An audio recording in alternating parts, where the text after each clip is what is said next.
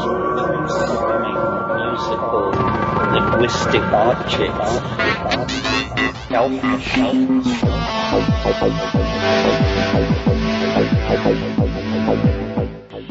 Greetings from Cyberdelic Space. This is Lorenzo, and I'm your host here in the Psychedelic Salon. And before I do another thing, I first want to offer my apologies to Brett J. and Perry B., who were our fellow saloners who sponsored my podcast number 206. And why am I only getting around to thanking them now, you might ask? Well, by a mere happenstance, I was testing part of one of my websites and discovered that when I did the post-production work on number 206, that I failed to include the introduction that I had already recorded. So if you got an original version of that podcast, you may want to download it again with the full program on it. But here's what really puzzles me. Usually I listen to all the download versions of each podcast just to be sure they're okay, but for some reason I didn't do it this time. And what surprised me is that nobody said anything. Not a soul was mentioned to me. Of course, I've been bad at keeping up with the posts over on thegrowreport.com, so maybe it was discussed there and I missed it.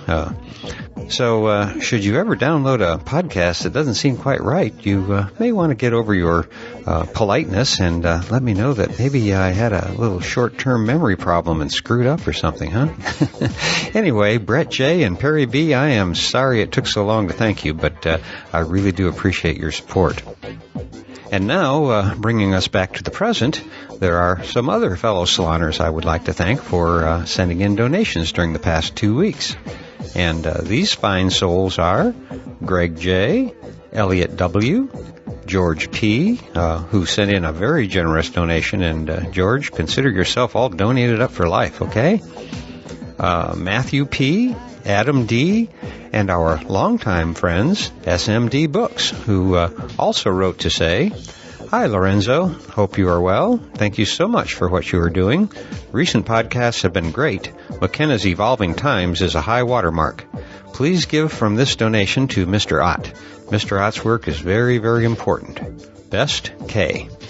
And Kay, I have already passed along your donation to the Jonathan Ott Fund, and I've also included part of the other donations as well. So thank you all on behalf of myself and for Jonathan Ott as well. And his story, of course, you can hear in my previous podcast, just in case you're just joining us for the first time here. Now, after we hear today's talk, there are still a few more fellow saloners that I'd like to thank, but first, let's get on with what for me was a talk by Terence McKenna that I'd not heard before. It was sent to me by Brian P., who also sent about 15 hours of McKenna MP3s that I hadn't seen anywhere before, and so you and I are going to be working our way through them together. And we're going to begin with a talk that came under the heading 1991, Exploring the Hermetic Tradition. It was actually 8 MP3 files, and right now I'm going to play all of the second tape and part of the first one. What I'm not including are the first 36 minutes of the first tape, and here's why. As you know, when Terence did workshops, he usually began each day by first asking if there were any questions from the session before.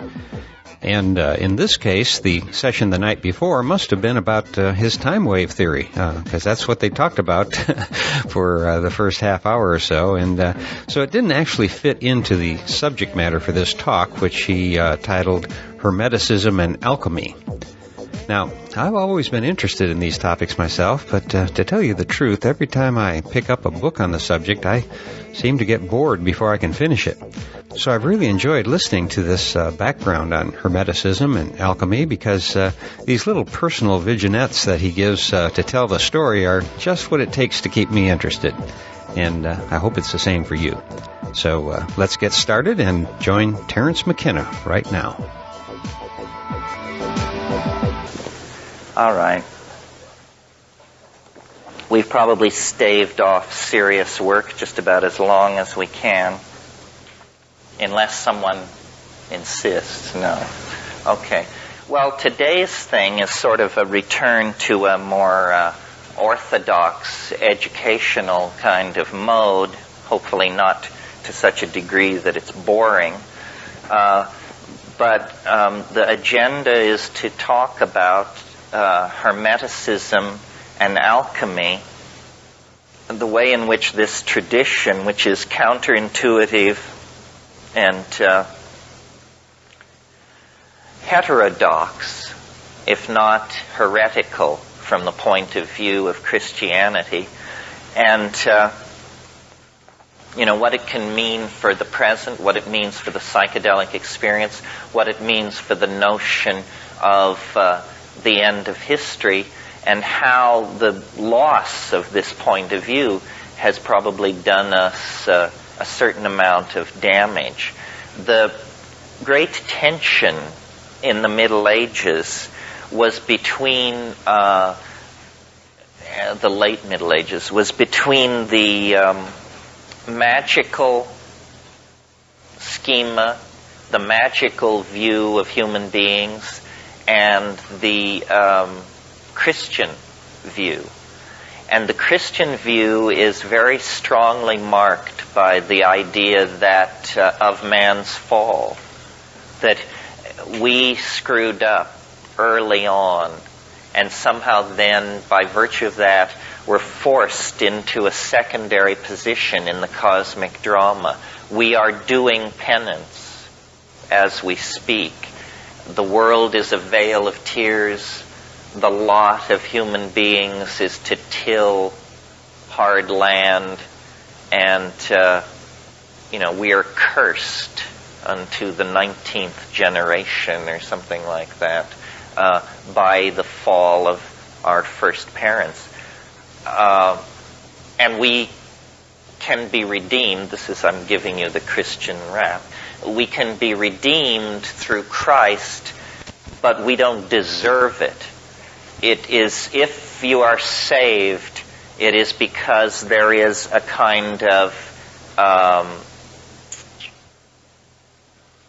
a hand extended to you from a merciful God who is willing to overlook your wormy nature and draw you up in spite of yourself. And this is deep in us, no matter how, whether you may not think you've bought in because you're black or because you're Chinese or something, but it's just in the air we breathe. It's what Western civilization makes you think, whether you want to think it or not. Even if you don't come out of these traditions, for us, the concept of that you've got to pay your dues. Human beings are co-partners with deity in the project of being. This is the basis of all magic. You see, in a Christian context, magic is heresy because it implies that man can command God to act. In other words, that in some strange way, the magician compels nature to behave as the magician desires.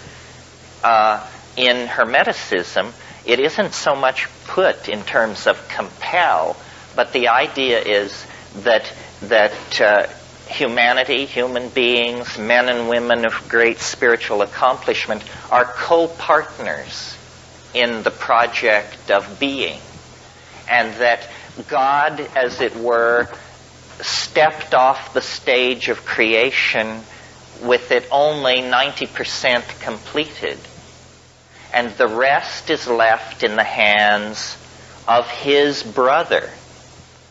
The Hermetica actually refers to humanity as the brother of God. So it's a completely different attitude toward being human. It's an empowering attitude. With power comes the potential to abuse power, because you're no longer a worm.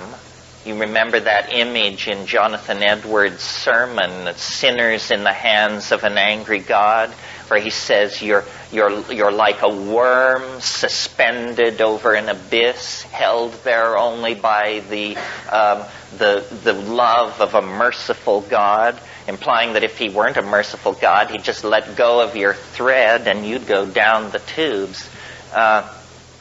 in the Hermetic magical view, human beings are not tainted by original sin. And no ideology is without the potential of abuse. The Hermetic attitude in the Renaissance was summed up in a single aphorism by the great Renaissance Platonist Marcello Ficino. And what he said was, and I have to,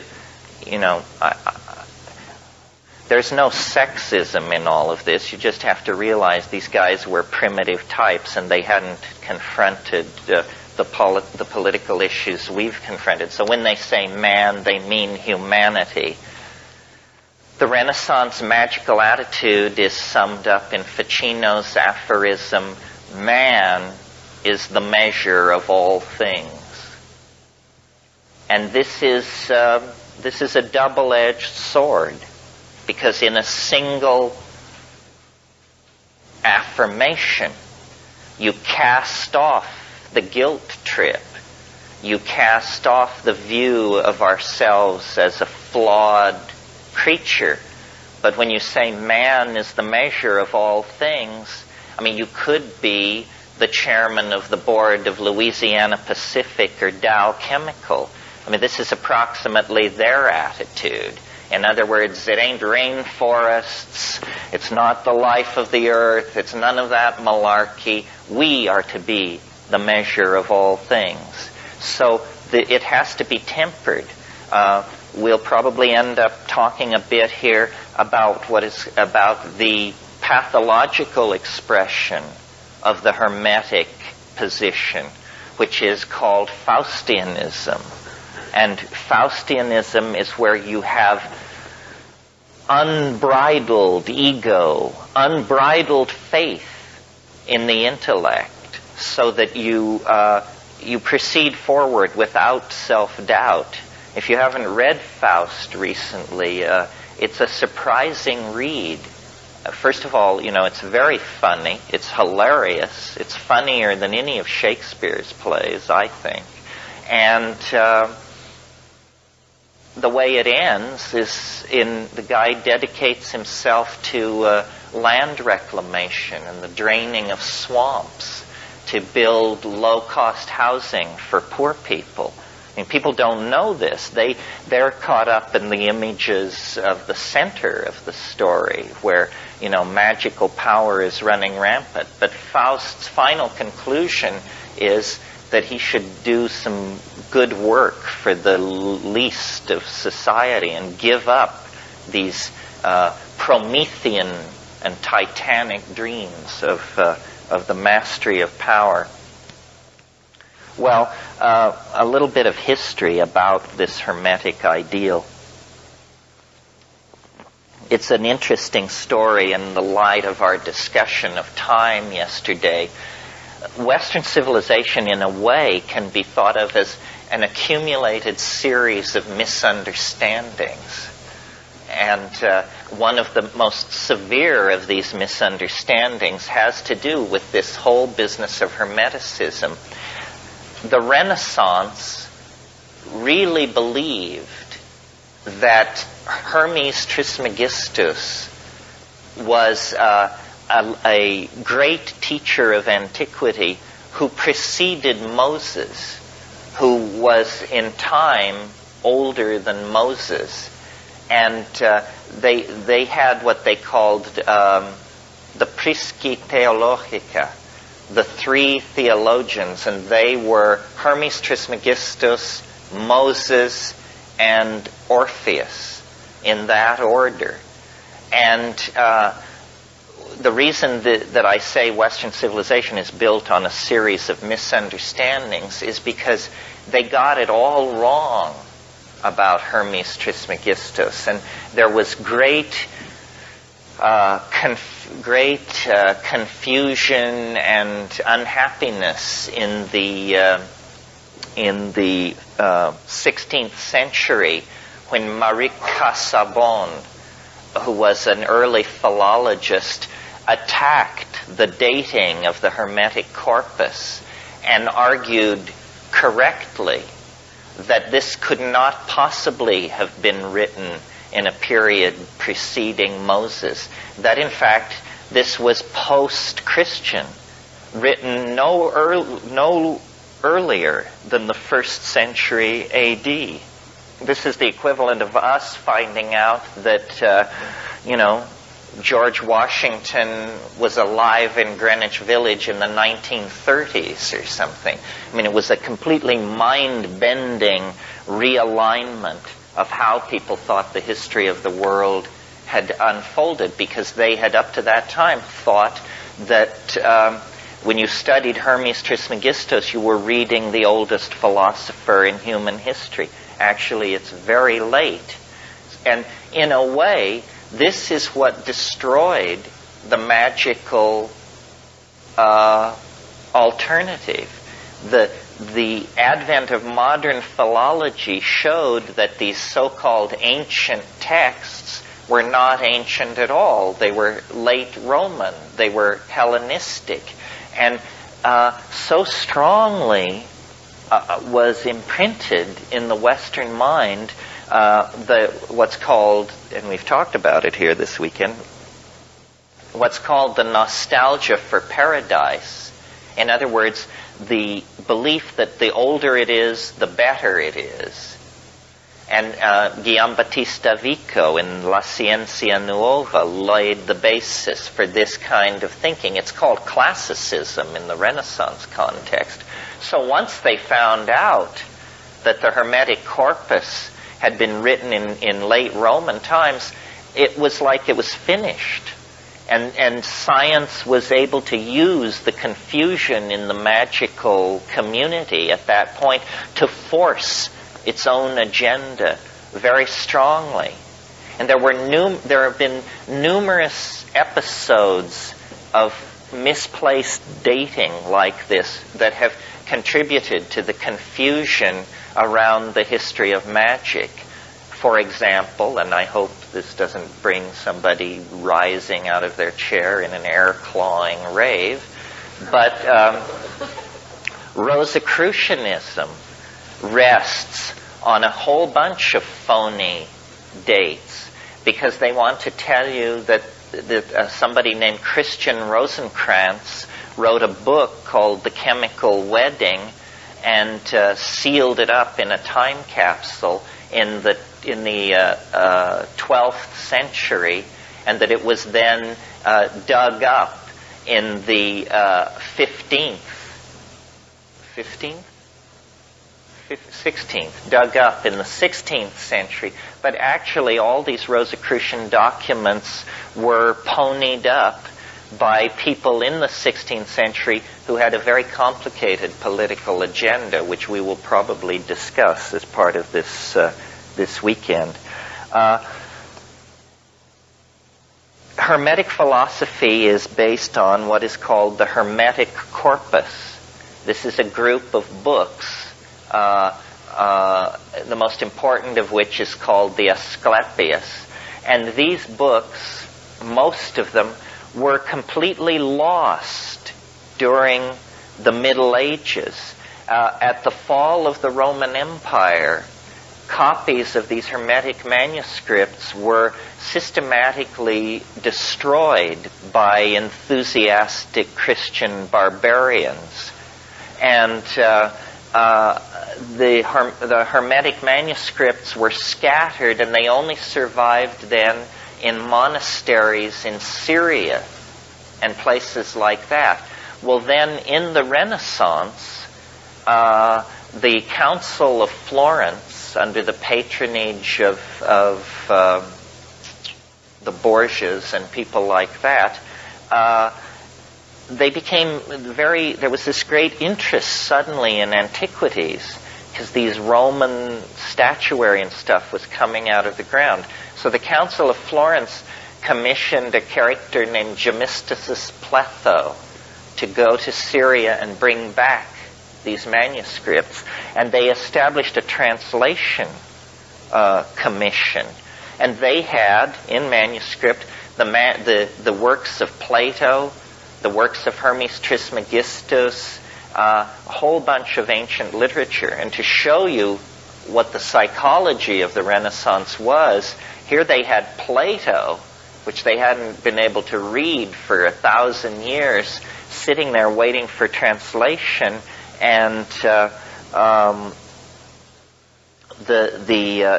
Cosimo de' Medici said to Marcello Ficino, Plato can wait. Translate the Hermetic Corpus first. And so it was done. If you're interested in Renaissance Hermeticism, you can't do better than read Dame Frances Yates' book, Giordano Bruno and the Hermetic Tradition. Well, I want to read you some of this stuff because it's very interesting, and it has a modernity that is astonishing. It's also very psychedelic. Here's a little passage on the imagination. I'm reading from Book 9 of the Corpus Hermeticum in the Scott translation. This is a 4-volume set. I only brought the texts and translation volume, but if you read Greek, it's all here. If you don't, it's all here in English. But this will just give you a feeling for the approach. If then you do not make yourself equal to God, you cannot apprehend God, for like is known by like. Leap clear of all that is corporeal, and make yourself to a like expanse with that greatness which is beyond all measure. Rise above all time, and become eternal. Then you will apprehend God. Think that for you too nothing is impossible. Deem that you too are immortal, and that you are able to grasp all things in your thought, to know every craft and every science. Find your home in the haunts of every living creature. Make yourself higher than all heights and lower than all depths. Bring together in yourself all opposites of quality, heat and cold, dryness and fluidity. Think that you are everywhere at once, on land, at sea, in heaven. Think that you are not yet begotten, that you are in the womb, that you are young, that you are old, that you have died, that you are in the world beyond the grave. Grasp in your thought all this at once, all times and places, all substances and qualities and magnitudes together. Then you can apprehend God. But if you shut up your soul in your body and abase yourself and say, I know nothing, I can do nothing, I am afraid of earth and sea, I cannot mount to heaven, I know not what I was, nor what I shall be, then what have you to do with God? Your thought can grasp in good if you cleave to the body and are evil. Interesting. Very different from the humble yourself, hard labor, spun wool and watery beer approach of medieval Christianity. Here's an amazing passage. People like to think people thought the world was flat until the Renaissance. This is an incredible psychedelic image of outer space that is 2nd century A.D. Would that it were possible for you to grow wings and soar into the air. Poised between earth and heaven, you might see the solid earth, the fluid sea and the streaming rivers, the wandering air, the penetrating fire, the courses of the stars, and the swiftness of the movement with which heaven encompasses all. What happiness were that, my son, to see all these borne along with one impulse, and to behold him who is unmoved, moving in all that moves, and him who is hidden, made manifest through his works. And it goes on and on. It's very readable. It's very literary. It's highly poetic. It's a celebration of nature. The notion of sin is completely absent, and it rings with a kind of confidence, a kind of joy that was completely running counter to the brimstone and damnation point of view of Christianity. Here's to me, a psychedelic passage. But he who presents all things to us through our senses, and thereby manifests himself through all things and in all things, and especially to those to whom he wills to manifest himself. Begin then, my son Tat, with a prayer to the Lord and Father, who alone is good. Pray that you may find favor with him, and that one ray of him, if only one, may flash into your mind, so that you may have power to grasp in thought that mighty being. For thought alone can see that which is hidden, inasmuch as thought itself is hidden from sight. And if even the thought which is within you is hidden from your sight, how can he, being in himself, be manifest to you through your bodily eyes? But if you have power to see with the eyes of the mind, then, my son, he will manifest himself to you. For the Lord manifests himself ungrudgingly through all the universe, and you can behold God's image with your eyes and lay hold on it with your hands. If you wish to see him, think on the sun, think on the course of the moon, think on the order of the stars. Who is it that maintains that order? The sun is the greatest of the gods in heaven. To him, as to their king and overlord, and all the kings of heaven yield place. And yet this mighty God, greater than earth and sea, submits to having smaller stars circling above him. Who is it then, my son, that he always obeys with reverence and awe?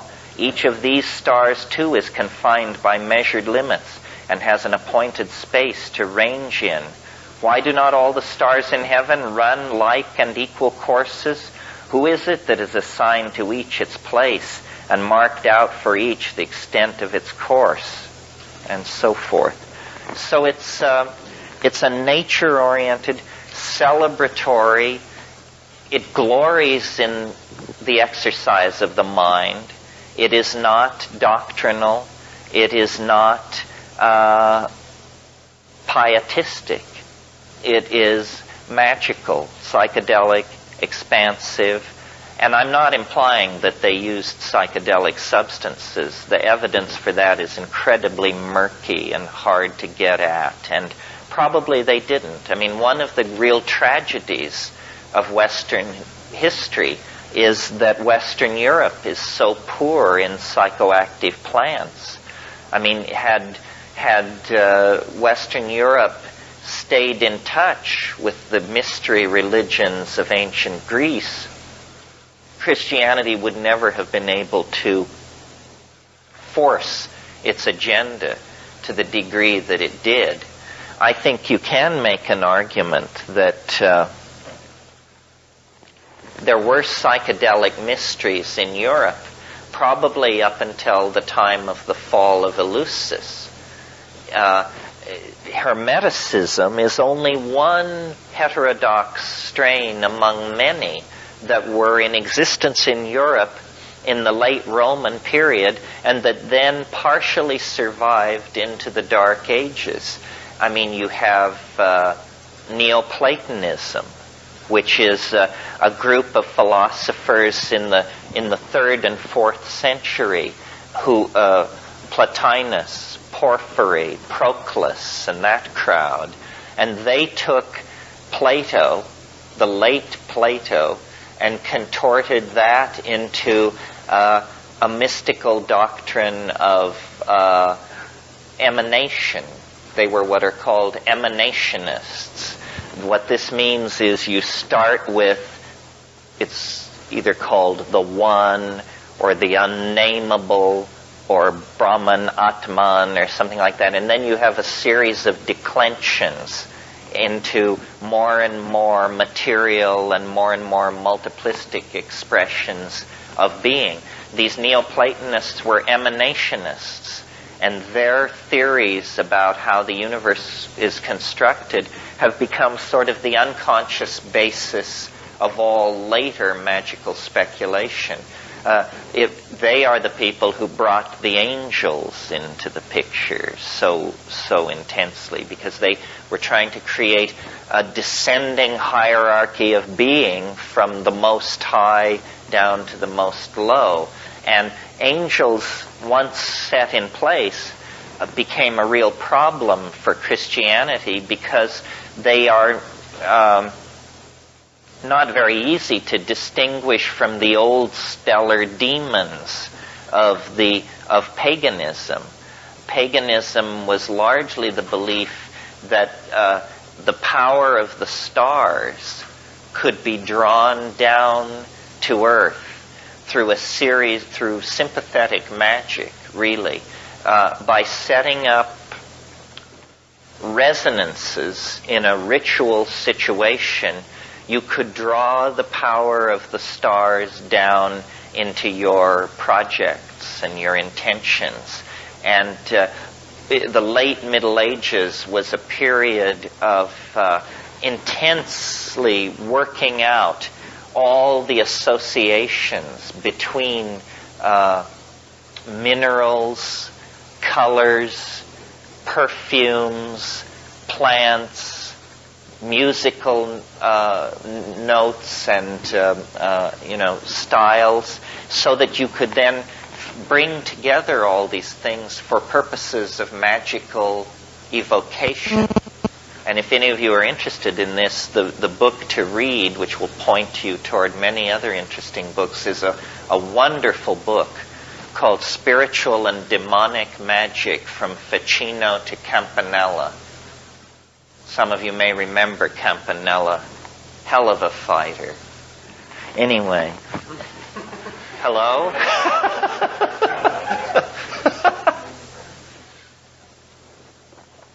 And in the Renaissance, over a period of about 3 generations, this became a real problem, because what starts out as angel magic ends up as out-and-out demonic conjuration.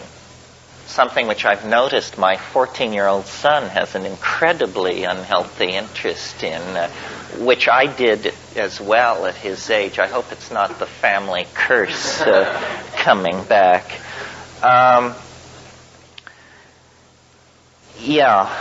So I mentioned the dating error. It was Lactantius, who was one of the fathers of the early church, one of the patristic writers. That's that generation of theologians that followed Christ, who canonized the Christian religion. And he placed Hermes Trismegistus as older than Moses, older than Pythagoras, older than Plato. And then it wasn't until Marie Casaubon corrected that problem. See, we forget how the really transformative breakthrough that was represented for Western Europe by the recovery of all of this ancient literature. It had been completely lost. And also a misimpression that probably needs correcting is, I think most people who are not schooled in Western history think that the further back in time, the more quote-unquote superstitious people were. This isn't actually the case. It isn't a case of the further back in time you go, the more belief in demons, magical conjuration, and stuff like that you get. The 10th, 11th, and 12th centuries in Europe were periods of remarkable piety and intellectual cohesion. Of course, it was also some kind of a fascist nightmare. That's how they achieved it. They had stamped out paganism. They had pushed heresy and heterodox thinking to the very distant frontiers of the empire, of the Holy Roman Empire. And people were not superstitious, and people were not obsessed with horoscopes and conjuration and this sort of thing. Where that all began was or where it reached its culmination, is in the 16th century. The 16th century, the 1500s, it was the most magical, obsessed century in the last 10. And alchemy and conjuration and talismanic magic and sympathetic magic, all of these things flourished really not as a throwback, but as a kind of prelude to modern science. Modern science is an incredibly demonic enterprise. And we will see, as we discuss this stuff, that in a curious and rarely discussed way, the program, the agenda of magical dissidents in Europe have been entirely achieved by the forces of what we call modernity. It's simply that it has been done in an entirely secular metaphor. I mean, if you take even the trivial belief about alchemists, that they were concerned with changing lead into gold. Of course, that isn't what it was about, but there were plenty of con artists running around on the periphery of these deeper scenes who were claiming they could change lead into gold. Well, in the 20th century, we routinely change lead to gold. You do it with neutron bombardment in particle accelerators. And of course, it costs far more to do it than the worth of the gold that you get out. But that really wasn't the point, was it? It was to prove that it could be done. The dreams of creating the homunculus are dreams that dovetail directly into the aspirations of modern biology, genetics, so forth and so on. The great chain of being of Aristotle is animated, given a dimension of motion, and lo and behold, it becomes the Darwin-Wallace theory of evolution. The Mercurial talks about this, about how all the alchemical dreams of the 15th and 16th century have been brought to fruition in the 20th century. But again, in the absence of magical rhetoric, but certainly in a spirit of magical and Faustian recklessness, for sure. I mean, this is scientists, they claim such a devotion to truth that decency must never stand in the way, because they serve a higher God than human values. They serve the golem of the truth in some weird way that makes the truth okay, even if it kills you. I studied philosophy from Paul Feyerabend, and he used to say at the beginning of his Epistemology 101 course, I will teach you to recognize the truth, and I will teach you to ask the question, what's so great about it? So now you've got the truth, so what's so great about it? It was 1460 when these manuscripts were brought to Florence. Those of you with photographic memories can see the time wave signature as it turns over and heads through the floor. Cosimo de' Medici immediately ordered Ficino to abandon his work on Plato, and the Pymander, which was one of these books, it was the only one which existed in Europe, even in partial form during the Dark Ages. Cosimo died in 1464, but the translation project went forward, and just so you understand, the developmental process in Western magic goes back to this Florentine translation project. And from there, people who were well-placed got a hold of this stuff. The most important person probably being a person, certainly an unsung hero in the development of Western thought, Trithemius, Bishop of Sponheim. And Trithemius wrote a book. It was really a manuscript. It was never printed as a book in his lifetime, but later, called the Stenographica. And in it, he put forth many of these magical doctrines and also encryption methods for code making and breaking, so that this stuff could be circulated under the eyes of the clergy without causing a problem. And then the development of Western magic splits into two strains. The Bruno strain, Giordano Bruno.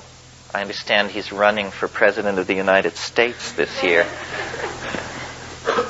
Giordano Bruno and his school, he was a Franciscan monk who ended up being burned at the stake.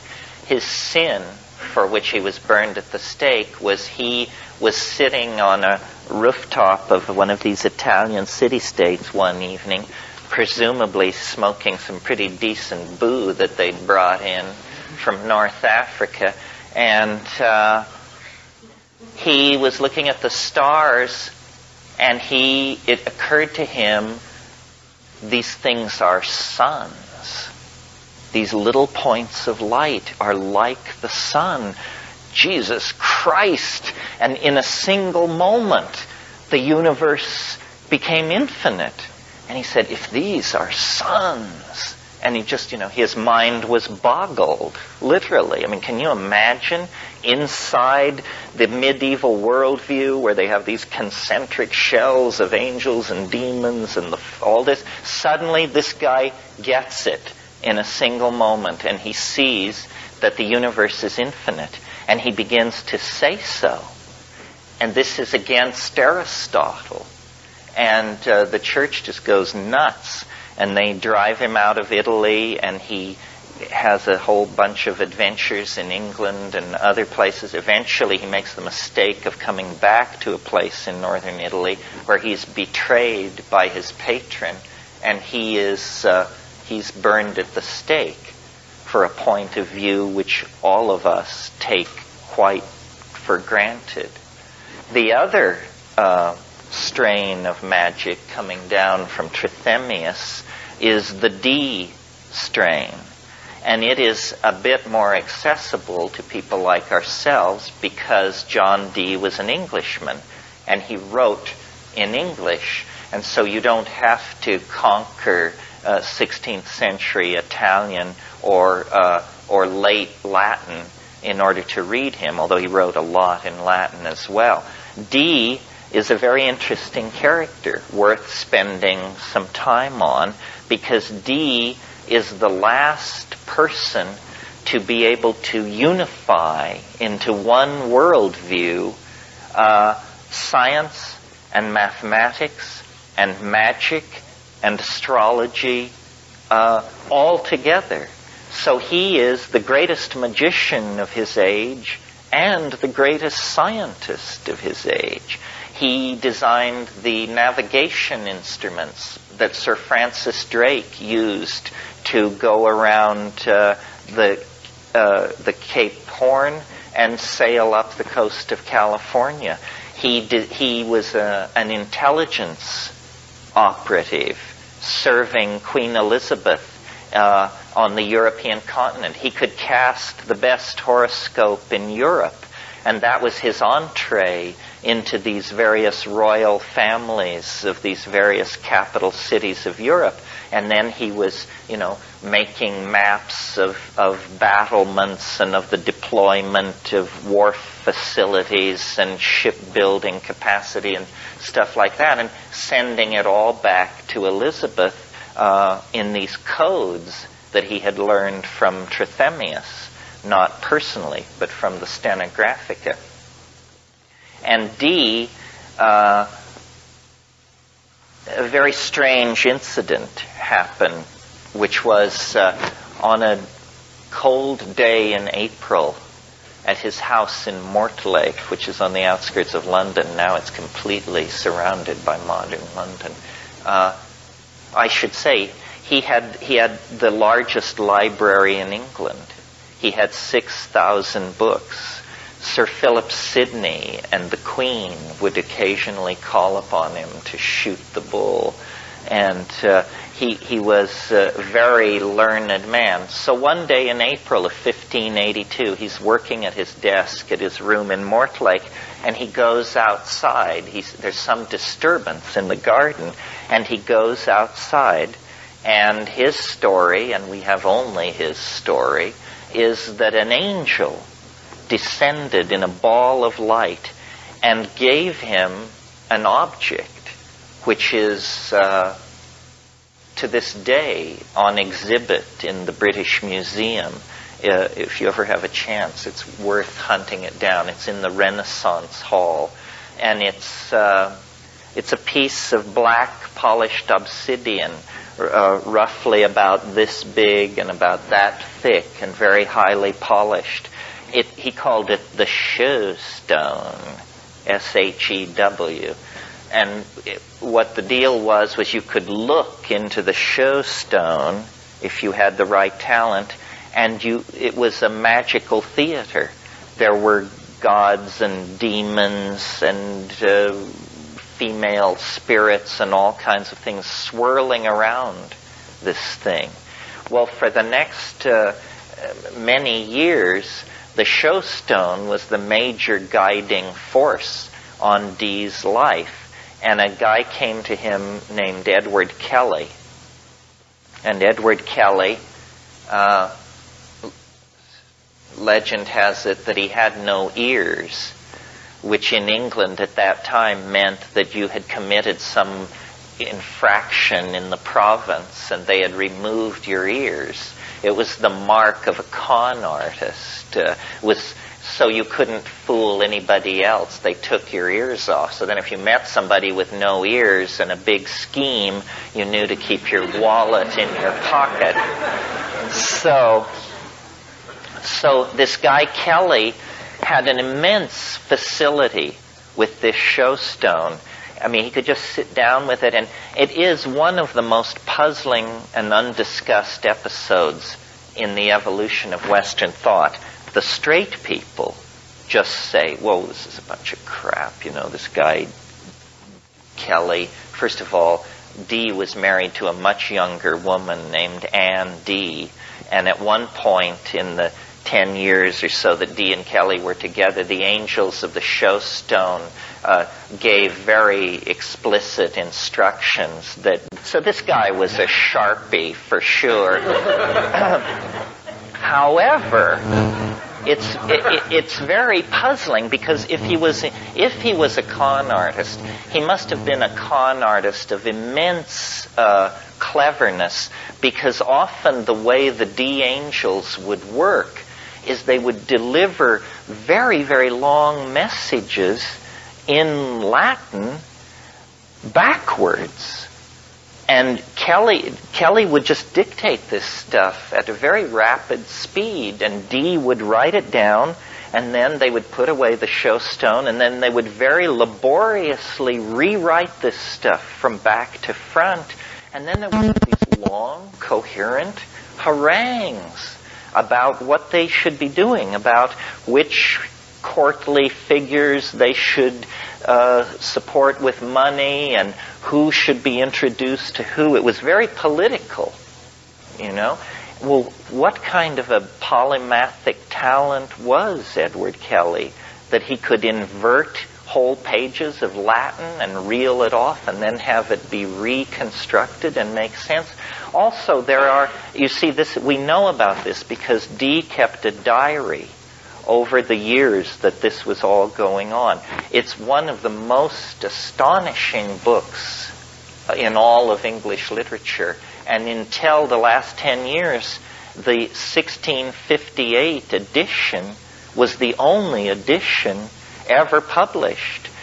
It's called A True and Faithful Relation, or in full, A True and Faithful Relation of what passed for many years between Dr. Dee and some spirits, with annotation by Maurice Casaubon, the guy who did the correct dating on the Hermetica. it's very interesting reading. It's, as I say, one of the most puzzling incidents in the whole history of science. What Dee was doing was eventually he came to rest at the court of Rudolf II, Rudolf I of Bohemia, who ruled from Prague. Now, you have to understand, is that a hand up? Yeah. Is there evidence of drug use by Dee? Not strong enough to warrant any getting thrilled about it. The great awareness of drug use came slightly later, and strangely enough, the drug was opium. It's interesting, the history of opium. You know, we think of opium and its derivatives, junk and heroin, as just the lowest. Well, maybe crack is now the lowest of the low. But anyway, it's a real scuzzball drug, according to most people's opinion. But did you know that they had been using opium for 3,000 years before anybody noticed that it was an addicting drug? It was not ever noted that opium was addicting until 1611, when John Playfair, a very famous English physician, wrote a book in which he commented on opium and said, once one has begun the habit of opium, it must be maintained unto death. So in the 30 years after Dee, there was a great hermeticist and alchemical thinker named Paracelsus who arose on the European continent. Paracelsus is an interesting guy. He's essentially the inventor of drugs because he was the first person to extract herbs and to get this notion of the essence, that if you have a medicinal plant, then there's something in there which you want to get out and concentrate.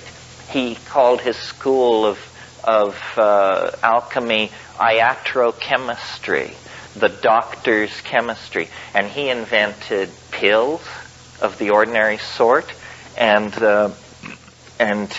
he said, I have made a great discovery. The center of my alchemical opus rests with the magic of laudanum, which was, of course, gum opium. There was a craze in the late 15th century among alchemists for opium. The alchemist von Helmut, he signed some of his alchemical tracts Dr. Opiatus. He was the first croaker.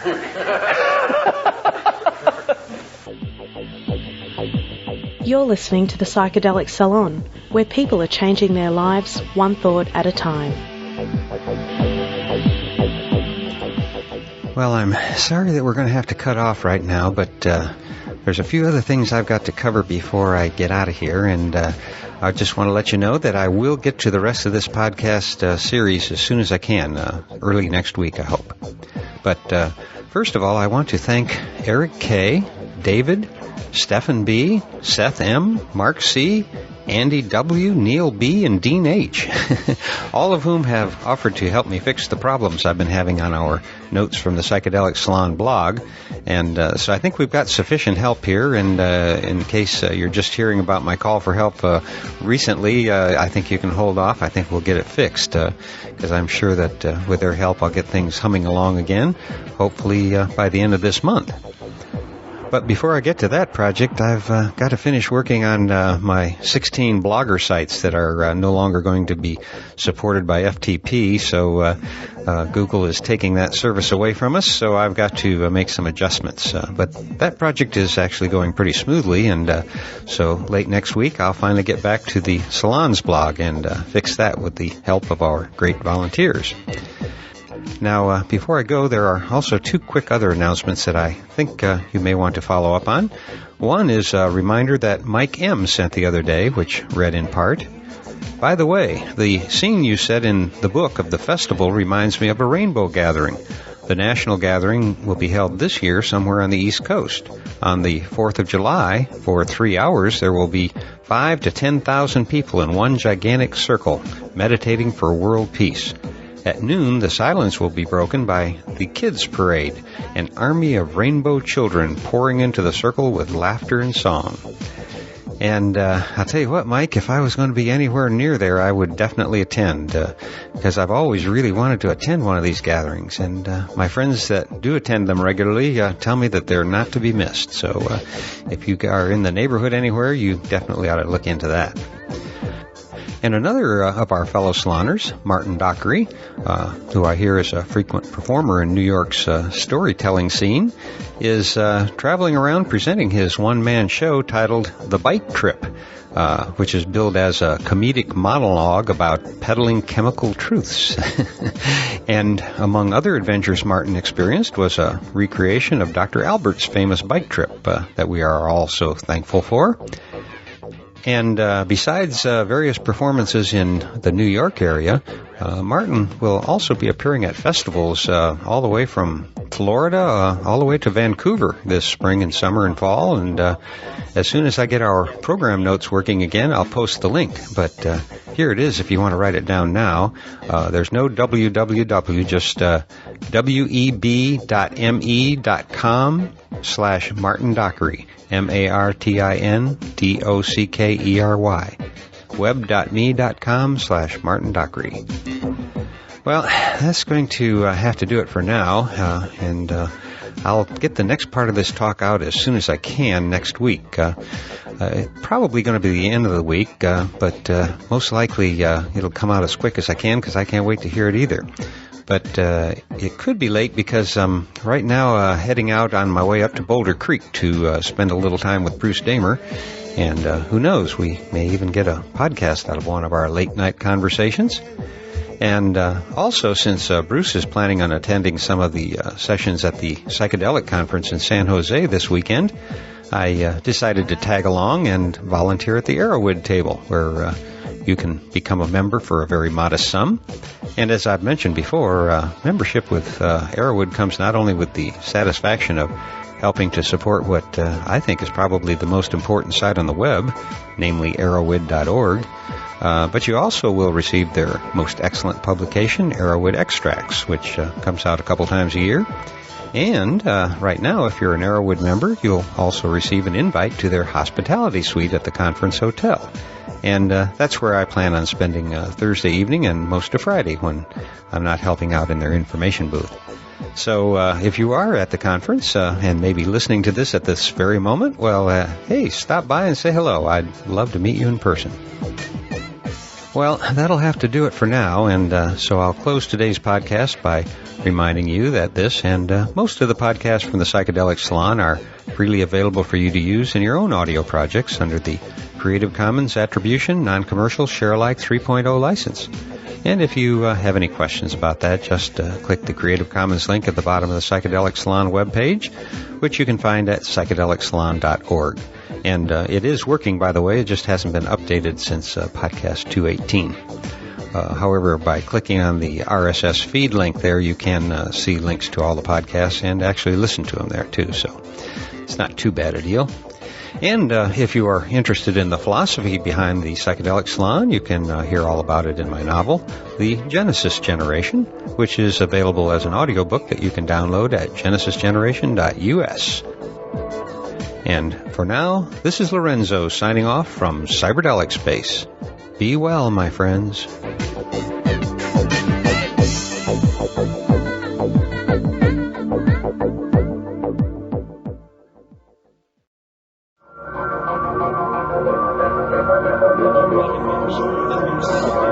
Musical, linguistic objects.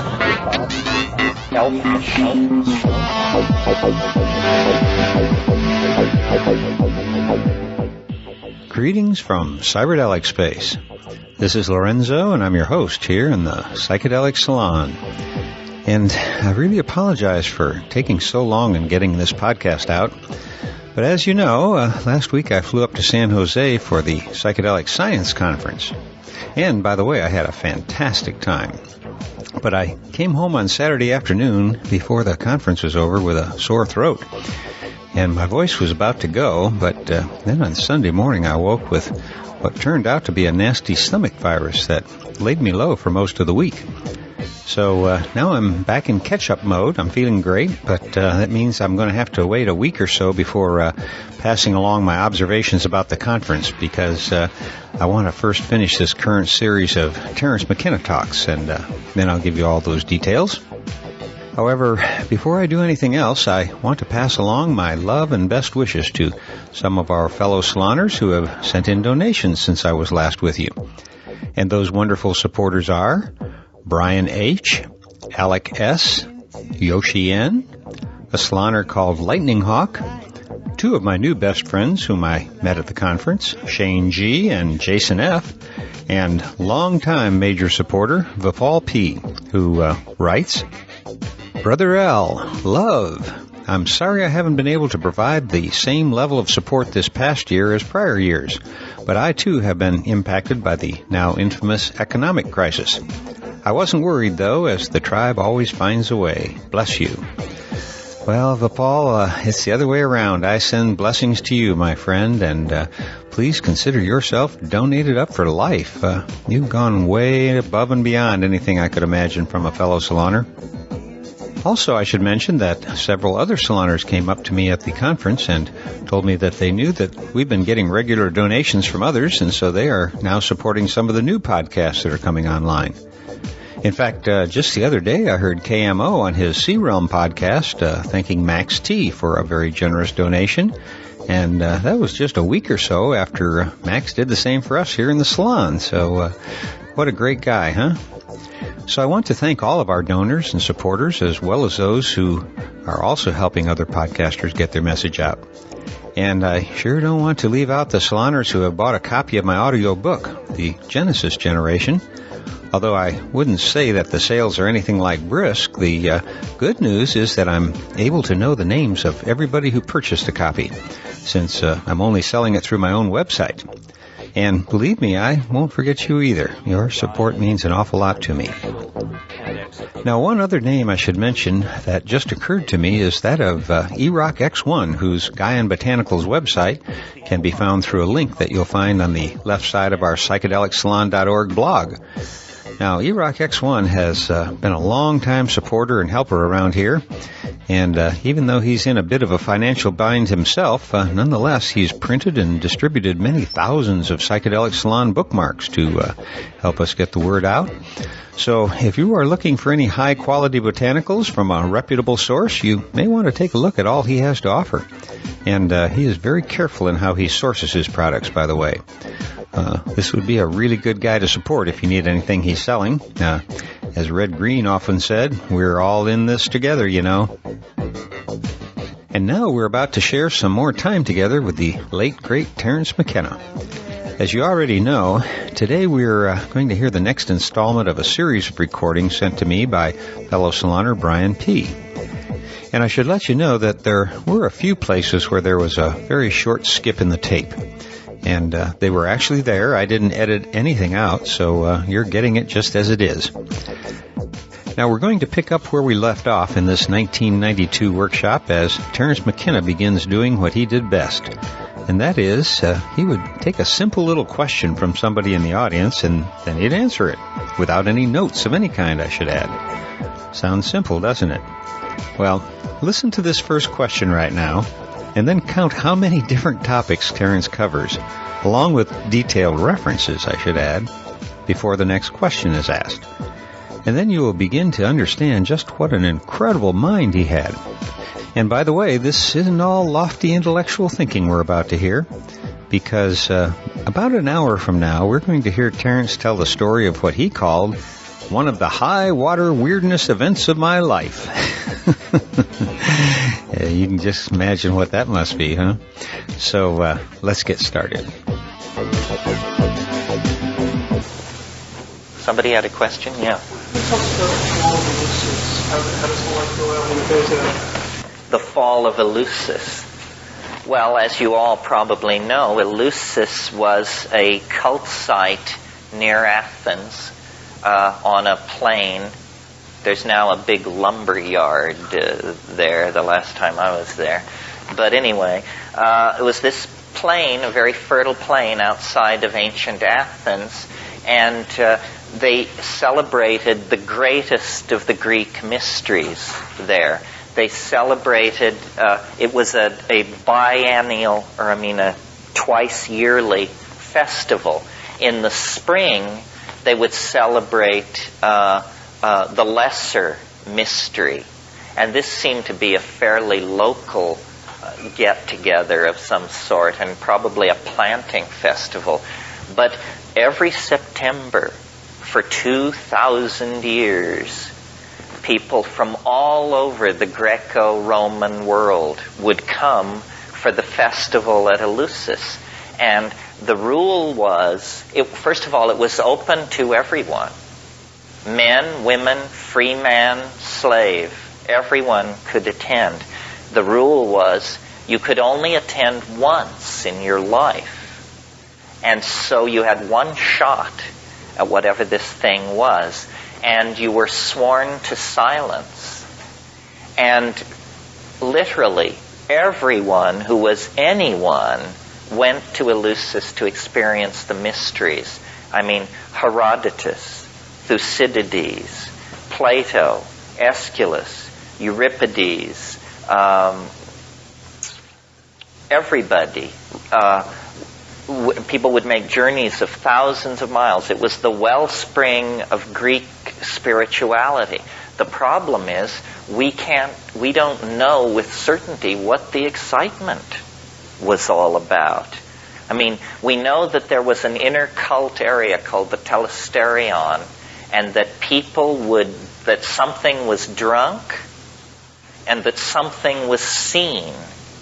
And in the 19th century, they just went nuts on this subject. I talk about it in my book.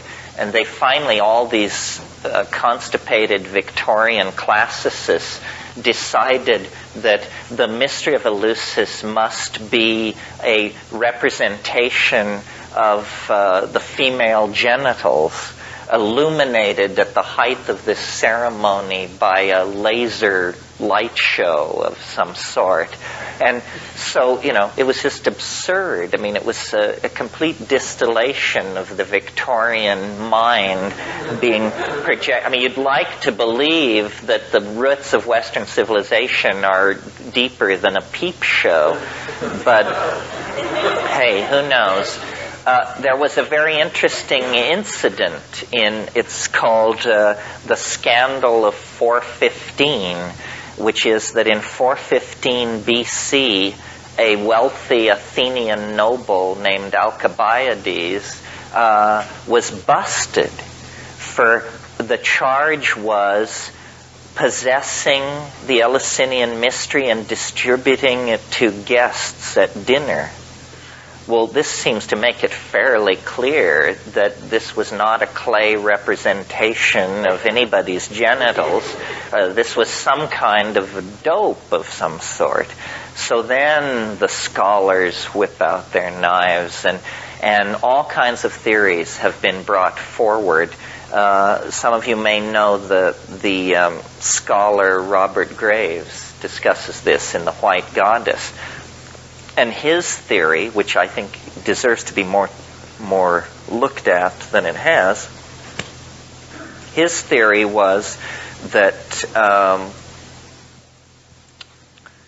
these recipes, people drank something from a special cup called a kakekion, and recipes supposedly exist for what they drank. And it's honey, barley, something else, and always water. And Graves argued that that water is not something that you list as an ingredient of something you drink. Obviously, it has water in it.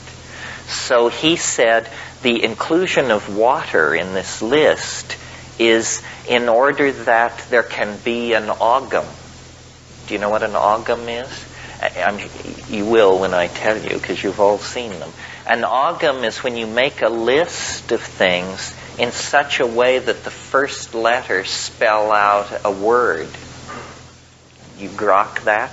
So the idea was that in Demotic Greek, the words for barley, honey, water, and this fourth ingredient that I can't remember, those 4 words can be arranged to spell out the word miko, which means mushroom.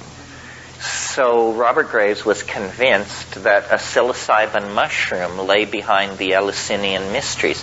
This is a pretty good, this is not entirely unreasonable. Now, a few years ago, there was a book written by the great mushroom enthusiast and discoverer Gordon Wasson, and the chemist who discovered LSD, Albert Hofmann, and the classicist Ruck. The 3 of them, and Jonathan Ott, I think, was also in there, wrote a book called Persephone's Quest. Not Persephone's Quest, that's a different book. The Road to Eleusis. Good, watch me. The Road to Eleusis. And they put forth there a new theory, which was that on the plain of Eleusis they grew barley. And these people thought that there may have been a special strain of claviceps. Do you all know what claviceps is? Do you all know what ergot is? Ergot is a smut. A smut is a disgusting disease, a fungal disease of grain. Have you ever been in a cornfield and seen an ear of corn that looks like it's covered with some black, slimy, horrible stuff that's flowing out of it and all over it? It's absolutely disgusting. Although God, in California, I don't know if this is hit here yet, but in California for the past year, the hippest thing that you can be served at pretentious art openings and stuff like that is corn smut, which they spread on crackers.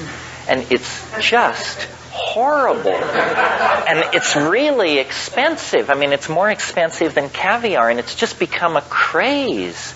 And I wouldn't get near it. I mean, it's not only disgusting to look at, but the chemistry of it is so weird. God alone knows. I mean, hives would be the least of your problems. Anyway, so corn smut, and there are rye smuts, and there are wheat smuts. But interestingly, the rye smut, which is ergot, is an organism called Claviceps paspali, produces LSD-like alkaloids. And the problem is that LSD, ergot-related alkaloids also tend to cause convulsions, or they can cause convulsions.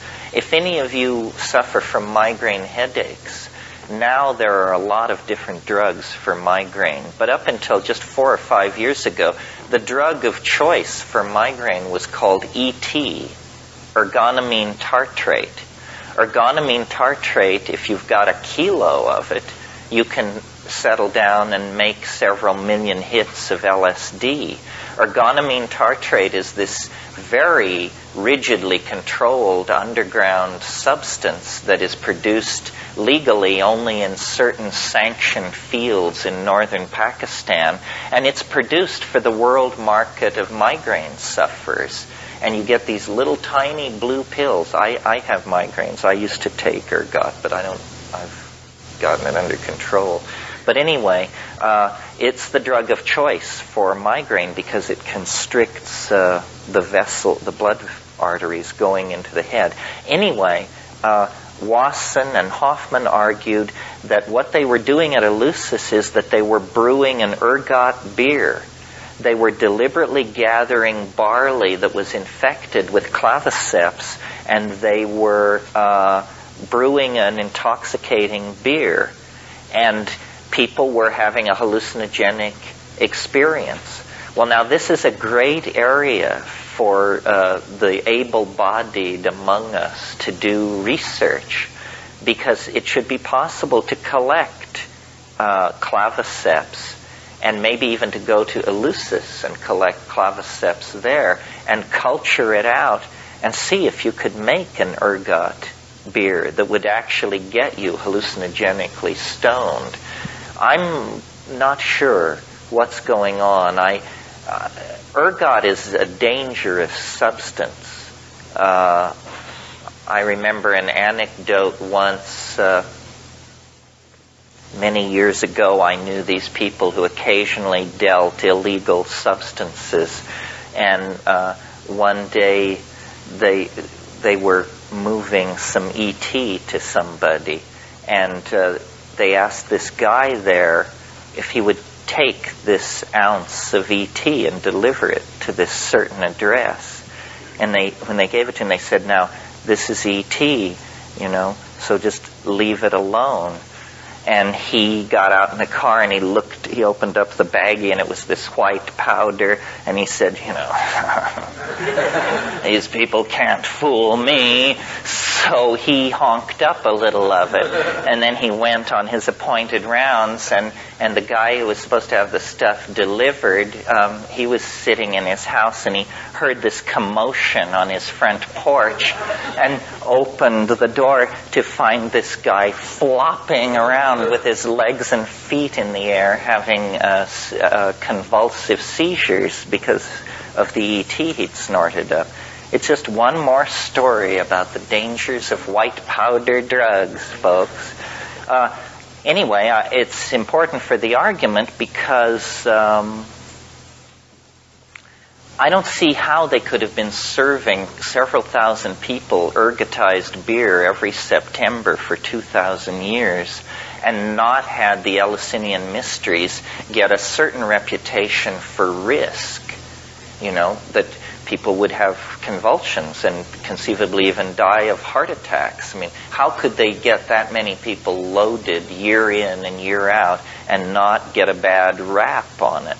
And then I talked to Albert Hoffman about this, and he didn't seem to feel that it was such a problem. He said that what you could do is float hot oil on the surface of this beer, and you could draw off the convulsive alkaloids would have an affinity for the hot oil, and then you could just skim this oil off and discard it, and you would leave the hallucinogenic material in the beer. Well, I haven't tried this. Like I say, it's for the able-bodied. But in any case, this was the last outpost in the West of psychedelic mystery. And eventually, those enthusiastic Christian barbarians appeared on the scene. In this case, it was Alaric the Visigoth, a great guy to take to an art museum.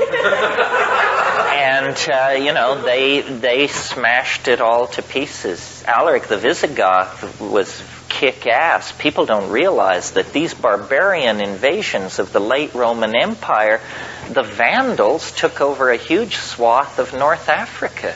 They didn't just stop at the bottom of the boot of Italy or on the Peloponnesian Peninsula. These guys just kept rolling. And huge parts of Africa were under the control of Visigoths and Vandals. North Africa, Carthaginian coast of the Mediterranean. And that was the end of the Eleusinian mysteries. But it shows how late this mystical psychedelic impulse persisted in Western civilization.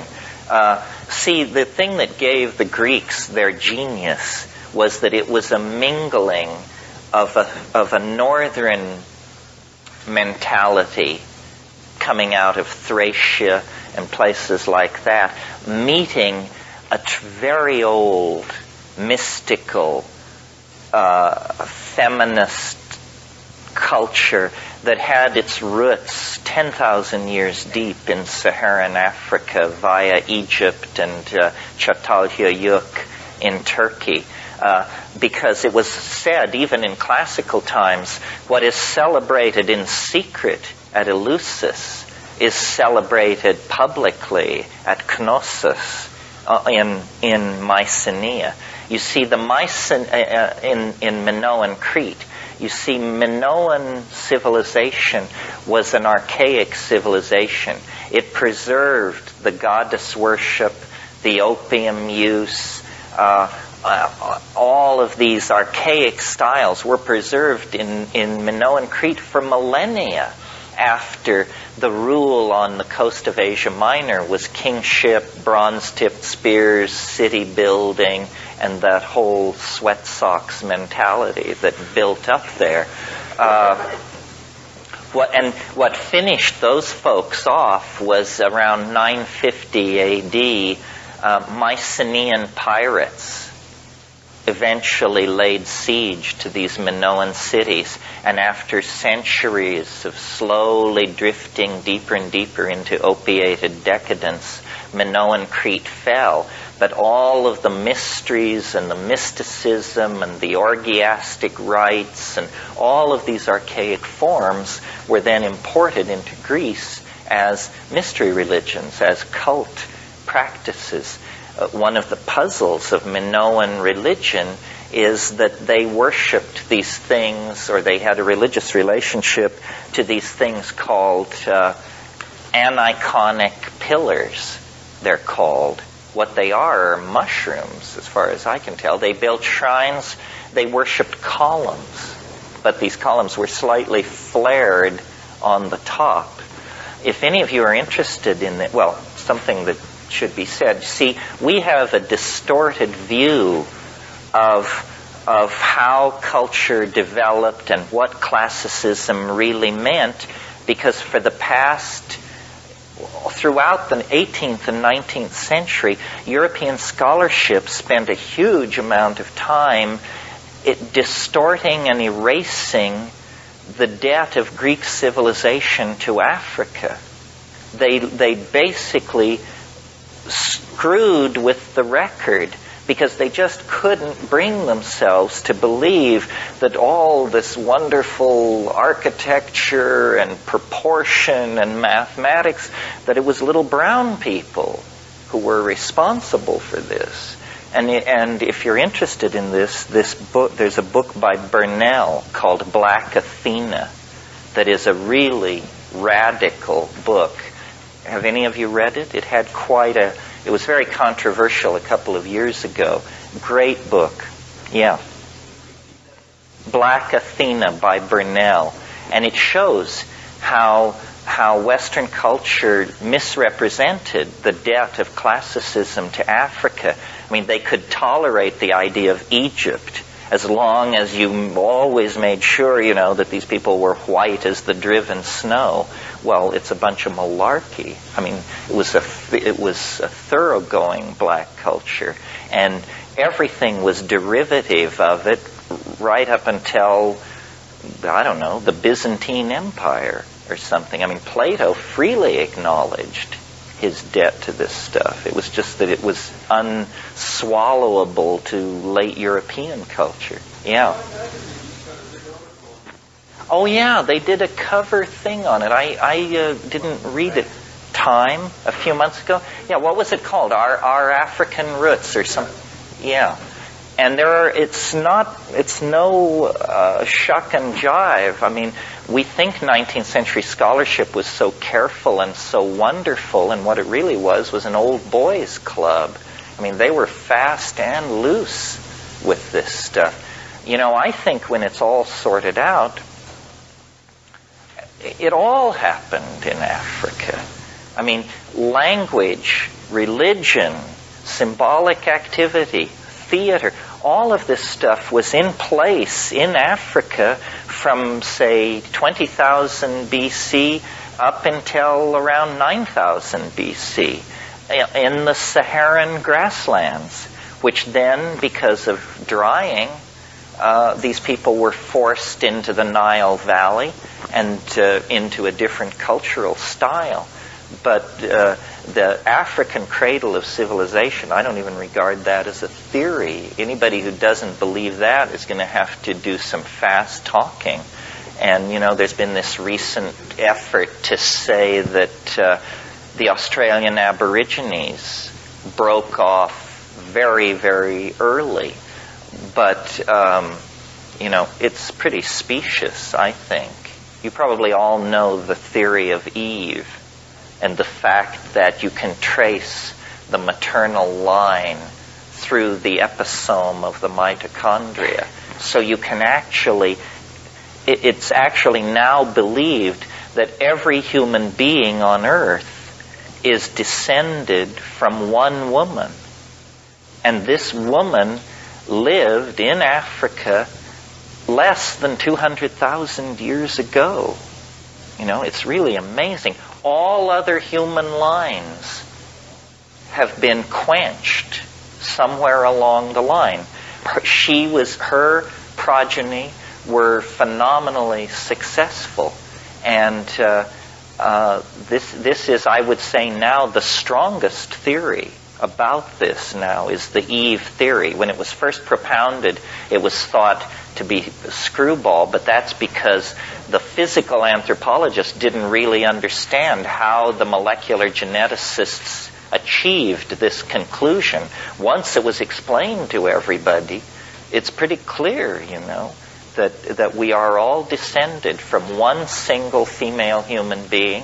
Not that there weren't other human beings that she was embedded in as a society, but none of those lines of descent reach to the present.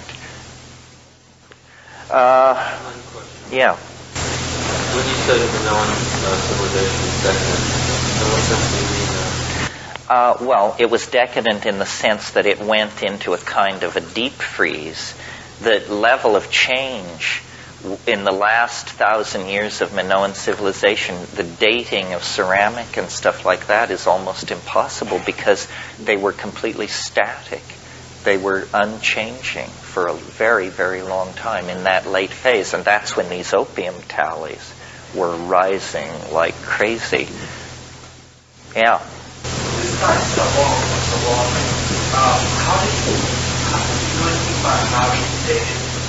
The Hermeticum. They were beginning to invent, in fact, the Cassabones are considered to be the inventors of modern philology. Oh, is it? Interesting. I wonder if it was a soap job. Modern philology. And the way you do it is by interlocking textual reference and studying locution styles. And it was a tremendous shock to the Renaissance when they realized that what they thought was 5,000 years old was less than 1,000, or was about 1,000 years old. And that's what really discredited that whole worldview, which is in a way silly. Because who cares how old it is? The question is, how much sense does it make? But the Renaissance was so strongly imbued with this belief that the ancient things were the better, that if something was shown to be not as old as previously thought, then it usually went on the discard pile. I think we lost... Who were they? Yeah, the ones that were It was Cosimo de' Medici and that family and the Borgias. But this family, there were, I think, 11 popes who bore the name Borgia in a 100-year period. So these people were very, very well connected. They were very wealthy. They had disposable income, which was something new in the world. And they invented a whole bunch of things which God knows this city lives or dies by. I mean, like connoisseurship, patronage of the arts, and secular research projects. I mean, they were funding Da Vinci's work on catapults and flying machines at the same time that they were keeping all these painters paid and in mistresses and so forth. They were organizing archaeological digs. People couldn't believe this stuff. I mean, we have assimilated all this, but they had forgotten the classical world. And they lived in places like Rome and Naples and Venice, but they had never dug. And they'd just been quarrying the Colosseum and stuff like that. Well, then when they began bringing this stuff out of the ground, and then the Platonic corpus and all this, they just went ape for classicism. So ape that, now we're this year celebrating the 500th anniversary of Columbus's voyage, which in a sense can be seen as the cherry on the top of the Renaissance mental explosion. We are still living in a classical world. We still react against classicism. The buildings we live in, the clothing we wear, our notion of how gentlemen behave, our attitudes toward women largely, our attitudes towards private wealth, all of this is classicism. And it had been dead 1,200 years before these Italians latched onto it and dusted it off and set it up. And, the modernism, in its broadest context, whatever that means, is the first movement to come along to be able to in any way challenge classicism. The subsets of the art movements and literary movements that preceded modernism were simply aspects of classicism. Romanticism, mannerism, the Baroque, all of these are like facets of the classical object.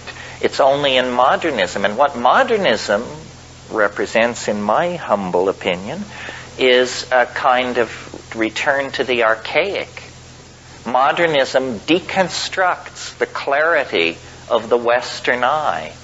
If you have to date where modernism begins, it begins with Impressionism, which takes the clarity of the Western eye and begins to dissolve it, and the linear, the columns and lines, that's how narrative was until James Joyce and Henry James and people like that showed that narrative could be broken up.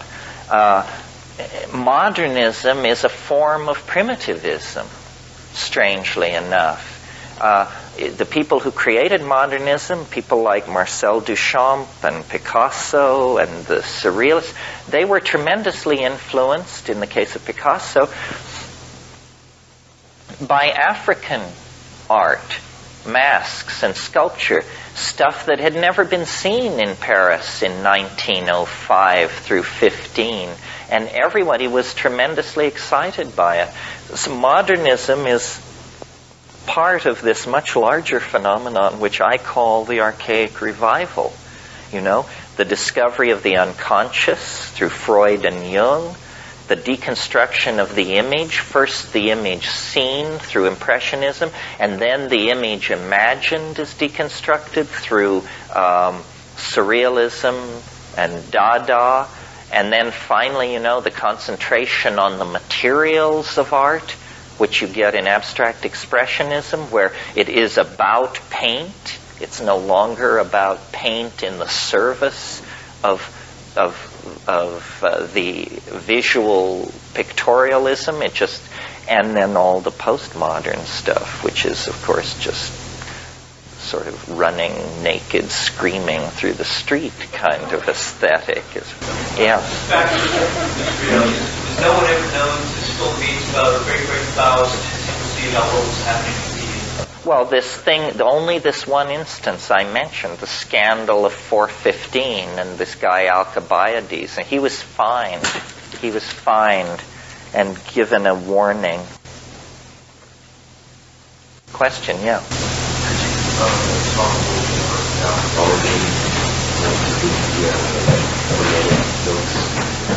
Yeah, the origin. Good question.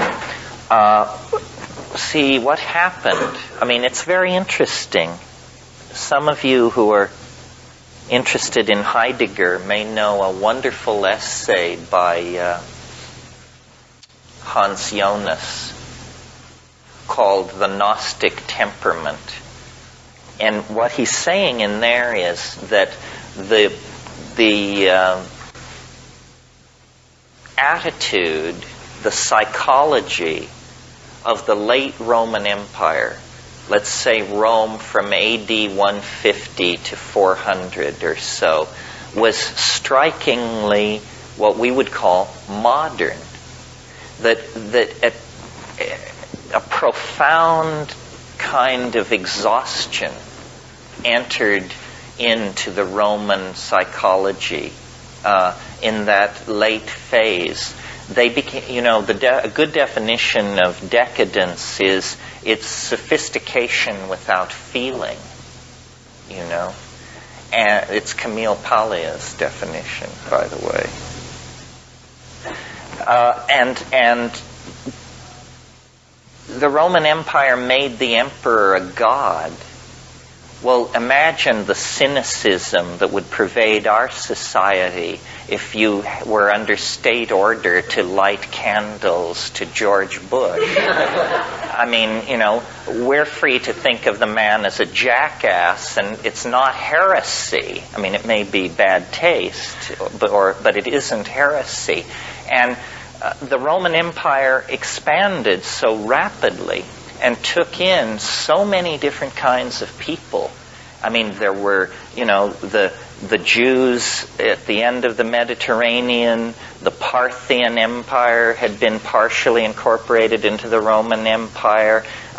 Egyptian mystery religions and African folk religion, barbarian Celtic ideals were being imported in, and it became and the state religion, the religion of the emperor as god, was fairly tolerant. You had to burn a candle to Caesar, but you could also burn a candle to Astarte and Thoth and Hermes and all these other people. What got the Christians in trouble was they wouldn't give Caesar his due, even though it says to do this. They kept claiming that they had some kind of political agenda. They kept expecting the return of a political figure. The Romans hated that because they saw it as a political force. Well, in that situation then, you have to talk about early Christianity to get this stuff in context. People don't understand how shaped our knowledge of the origins of Christianity are, with good reason, because a religion wants you to believe that it's all very cut and dried. There are real mysteries surrounding the birth of Christianity. Let me just run through it a little bit.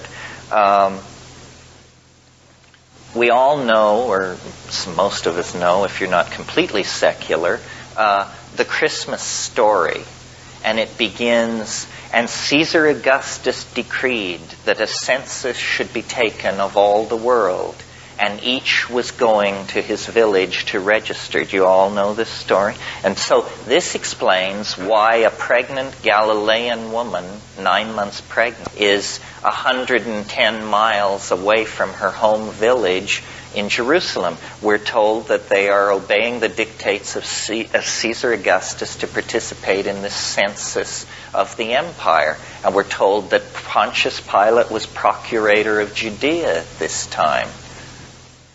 There was no census ordered by Caesar Augustus.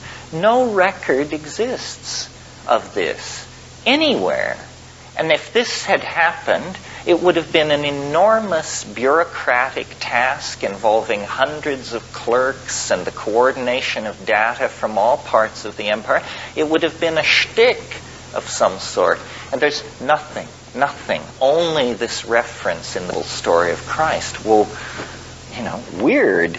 Okay, so then you move on. The assumption is that Christ was born in 6 BC under the conjunctio maximus of Jupiter and Saturn. That places, if you believe the Gospels, that he was killed at age 33. That means the crucifixion must have been in 27. Well, there is no reference to Christ outside the Gospels until AD 71. What was happening between 27 and 71? It's damn near 50 years. And the whole thing falls silent. And then what we get in AD 71 in, I think the Roman, I guess it's in Suetonius. Suetonius, who was a Roman historian and contemporary, he says in a long rap about something else, he says, Jews have recently come to Rome and caused public disturbances at the behest of their leader, Crispus. This is as close as we get. We don't even know if Crispus is Christ. We just accept that this must be so because Suetonius is telling us that Jews of a religious type have come to Rome and caused this agitation. Some people have even wanted to that Christianity was invented in the late 60s, and that there never was a person named Christ. That zealots who were preparing the uprising of 69 against the Roman Empire created a mythical figure of a generation earlier, and used this mythical figure as a symbol of their rebellion. It would be sort of as if we were to get into Joe Hill. You all know who Joe Hill is? The engine of socialism is a-slippin' back. Come on, all you workers, shovel sand on the track. Joe Hill was a martyr to social reform in this country. I believe he was shot by a firing squad in Utah in 1913. Well, we could reach back to Joe Hill and make him the founder of our movement and say what a great guy he was and collect stories about his life, and we could use it to center ourselves and build a kind of social reform movement in the name of Joe Hill. Yeah. The sacred mushroom and the cross. He basically says something very much like this. I don't know about that. I just think it's very peculiar that we know so little about Christ when he had such a major role to play. I mean, take a guy like Mani. Mani, the founder of Manism, who was born in, I think, around 320, God, we know everything about Mani. We have his tax returns. I kid you not. We have the guy's tax returns, and we know what he looked like. We know who his friends were. We know he had marital problems. A real person, you know. And yet his religion was stomped into oblivion. So there's something funny about all this. And of course, Christ is no ordinary person. Christ is the third person of the Trinity, God incarnate. This is a claim, this was an idea that had been around for a few hundred years. You all have heard of Dionysius, who most people tend to connect to Bacchus, the drunken late Roman god of wine. But the early Dionysius is a much, much weirder figure. The early Dionysius is an androgyne, always in the company of women, a god of ecstatic frenzy. And what the enemies of the Dionysian religion always claimed was, first of all, women were the major followers of Dionysius, and they would intoxicate themselves in some way and then holding hands, dance through the countryside and rend their clothing and just carry on outrageously. And what the enemies of the Dionysian religion claimed was that they became so frenzied that these women, who were called Manaids, ate their own children. This was the lie spread about the Dionysian religion. Well, the story of the birth of Dionysius is very interesting because his father was Zeus, the hidden higher all-father, analogous to God the Father in Christianity. But his mother was Semele. And in some versions, Semele is a mortal woman, the daughter of King Cadmus of Thebes. But in other versions, she's herself some kind of a goddess. Anyway, she was one of these many affairs that Zeus had. He was always impregnating women and bearing children. And in the 8th month of her pregnancy, she was struck by lightning and killed. And she was very dear to Zeus. And when he came upon her dead, he immediately performed a cesarean operation. And he cut open his thigh. And he put the child into his own thigh and laced up the wound. And the child was born out of the wound 6 weeks later. Now, this may be grotesque and peculiar, but notice that what we have here is something close to a virgin birth. It's born of the Father is what we have. And Dionysius was then called the twice-born god because he was born once by caesarean section from his mother and born again 6 weeks later from the thigh of the Father. And it's thought that this Dionysian impulse in the hands of these mystical Jews became then the doctrine of the Immaculate Conception and the whole notion of an immaculately conceived child. Christ is a type of Dionysius. I mean, it's heresy to say so, but comparative religionists have been saying this for centuries. Dionysius was a religion of orgy and ecstasy, typical of this period in Greece.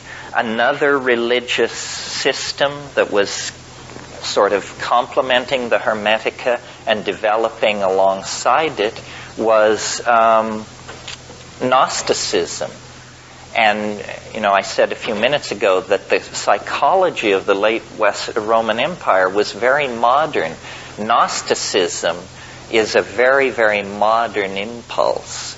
It may not at first appear so because ancient Gnosticism is freighted with angels, demons, what we would call superstition. But if you strip away all that Baroque stuff, you come to a philosophy very similar to the philosophy that many of us have accepted really without thinking. We just call it modern attitudes. But the idea in Gnosticism is that you're on your own.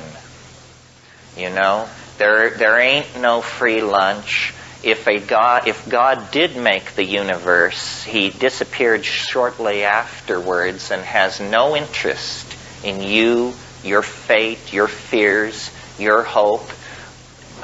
We don't belong.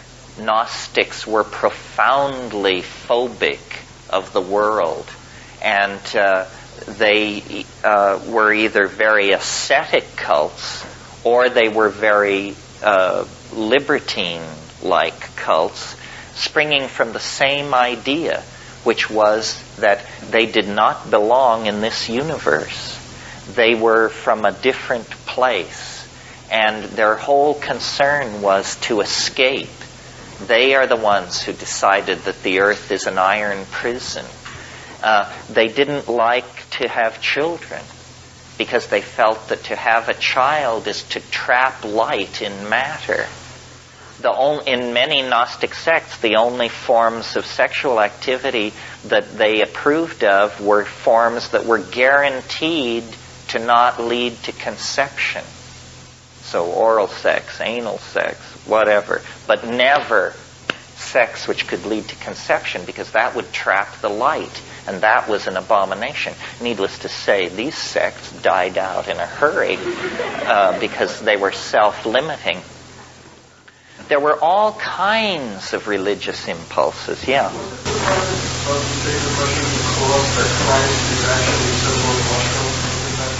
Yes, he said that these zealots were using Amanita muscaria as a sacrament, and that Christ was a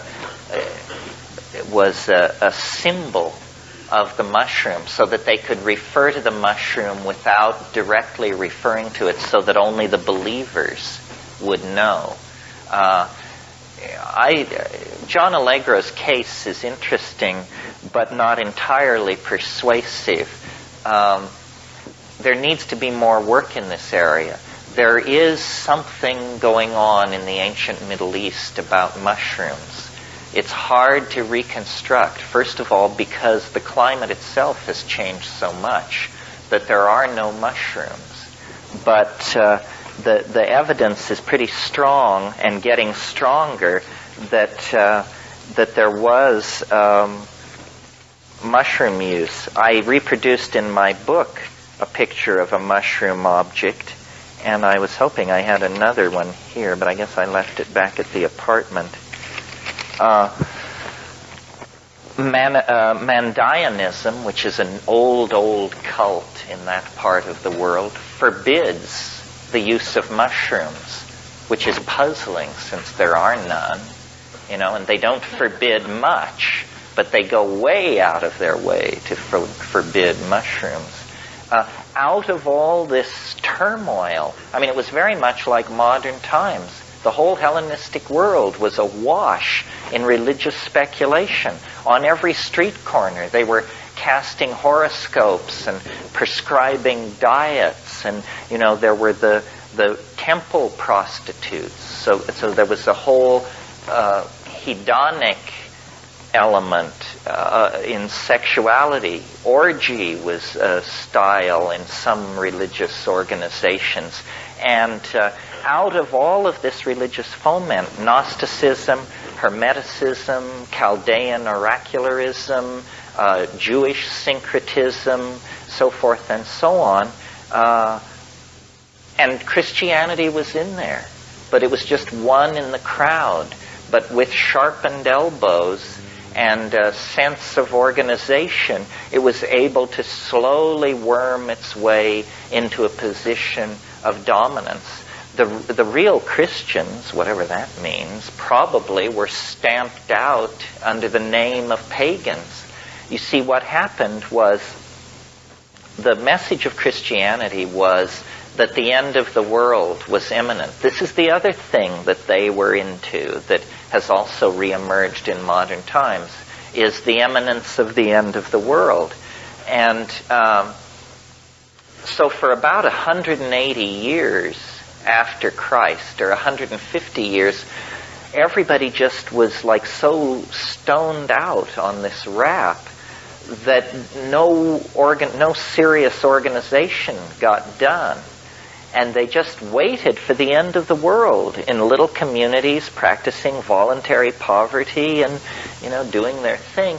And then it began to slowly dawn on people that it had been a long time since the Messiah's promise. And it was kind of stretching out a little. And so then certain mentalities in that situation said, this, return of the Messiah is all very well, but I think we should get some real estate under our control and begin a vigorous building program and maybe found some schools and stuff like that. So these religions began to turn away from their end of the world ecstatic millenarianism and to see themselves as organizing for the long haul. And it was in this atmosphere that the Hermetic books were produced and written down. The chief magical ritual of Hermeticism is the invocation the ability to call stellar demons down into statues, and then these statues prophesy. And this is why Christianity it takes the Jewish aversion to idol worship and just raises it to a whole new level of intensity, because they were freaked out by this animating of statues with stellar demons thing that the Hermeticists were into. Yeah. What really happened? Well, this is a good question, I mean, when you're reading a 1,500-year-old account of a magical invocation, if we are to believe them, what happened was, by singing certain songs, burning certain incense, and performing these rituals at certain times that were astrologically correct, they could cause these things called decans, which are zodiacal demons of some sort. There are 3 decans to each zodiacal sign. See, modern astrology has largely forgotten this. I mean, there are people who do decanic astrology, but you have to pay through the nose because, of course, this is a lost and dying art. But they would somehow be able to draw these decans down into the statue, and then they could extract knowledge from the statue. And this would lay the basis for these sympathetic magics, which were then later developed in the Renaissance. It's quite powerful, actually. This is why this book I recommended is so interesting, the one on Spiritual and Demonic Magic by Walker, because it shows you how, by you living a certain life, these Renaissance princes were incredibly wealthy. So you have a suite of apartments which overlook, the Plaza San Marco in Venice, and certain colors are prescribed that the walls be painted. You only wear certain kinds of robes made of certain materials. You perform your magical invocations at certain times of day, burning certain incenses. And they were big on fresh air and light. It isn't the dark image of magic that we get of, the stirring cauldron and the bat-faced familiar and all that. No, it's all about open air, light, wind blowing through, flowing silk robes. They were angelic magicians, is what they were. And they were evoking these things through the use of sigils, which are magical symbols. And then there became stress on magical alphabets. Enochian is one of these magical alphabets, or languages, rather. John Dee, remember I mentioned the whole 10-year episode with the show stone. Well, one of the subjects which these entities that Dee and Kelly were dealing with returned to again and again and again were the Enochian, this language, which they said was the true language that Abraham used to communicate with the angels. And it has a special alphabet, an alien alphabet, and there's even been published an Enochian dictionary of some 4,000 or 5,000 words. There was a very bizarre, this is just a footnote, but a very bizarre episode in the mid-1950s. There was a woman who was a kind of clairvoyante, and she was in contact with flying saucers. I mean, now everybody and their dog is in contact with flying saucers, but at that time it was fairly rare enough that she became an object of interest to the CIA. And at one point, she was in the CIA building in Langley, Virginia, and they were interviewing her. And she said, "Well, there's a flying saucer right outside the window." And these guys rushed to the window and looked, and there was some kind of thing in the sky. And she said, it's giving me a message for you, for this colonel. And the message was Affa, Affa, Affa, A-F-F-A. So he wrote this down. Well, then I didn't read this. I looked it up. I had a hunch. Affa is the Enochian word for nothingness. Just more weirdness. Angelic languages, why do these DMT creatures, why are they so concerned with language? Not only language, but alphabets. I had a very weird, in fact, one of the high water weirdness events of my life was when I was young. I used to, I wanted the DMT flash to last longer, so I used to smoke it at the height of LSD trips. And one Christmas vacation, this rooming house that I managed in Berkeley, everybody had gone home for Christmas, I thought. And so I decided I would take some LSD and smoke DMT. And so I took the LSD, and then I smoked the DMT. It was just nuts. I mean, it's nuts enough. But this was like turbocharged nuts. It went on and on and on. And finally, there was a woman who I rented a room to upstairs named Rosemary, who was supposed to be in Minnesota. And she was an actress and very projective and did everything with great flair.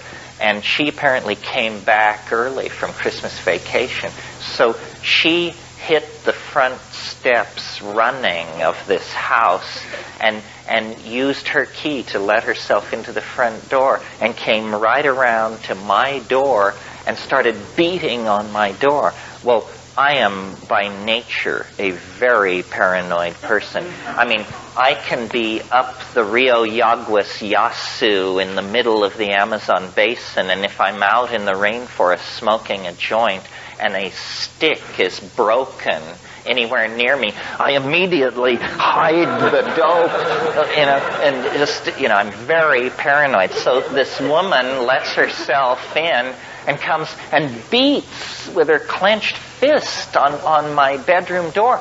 Well, I underwent a coronary thrombosis or something, and I was in the elf space, and they were screeching and chattering and showing me all this stuff. And when she did this, I flew off the bed. I jumped 2 feet in the air and landed on my feet. And it was as though, and don't try this at home, folks. It was as though this sudden flash of adrenaline and this sudden movement that I made broke up the ordinary division between the trip and normality or something. Anyway, I pulled the trip with me into the room. I was now standing in the room, eyes open, but the elf creatures had come with me. And everything had just been jacked up to some immense level of intensity.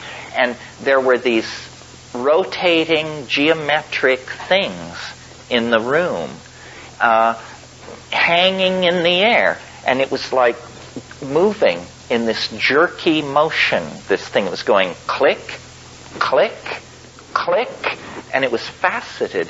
And every time it would make this large metallic click, these plastic triangle-shaped, brightly colored chits or something, like little pieces of floor tile or something, would fly across the room. And each one of them had a letter on it in an alien language, sort of like Hebrew or Sanskrit. And it was just, there were several of these machines, and these things were ricocheting off the walls, and I had an elf hanging off each hand, and I was turning around, and I was just saying, holy shit! and then she's still beating on the door, you know. So I stagger over to the door, fling it back, and look at her and say something like, "We duquam waxi quam hapticuputic." And then she realized at that point what my problem was and retreated.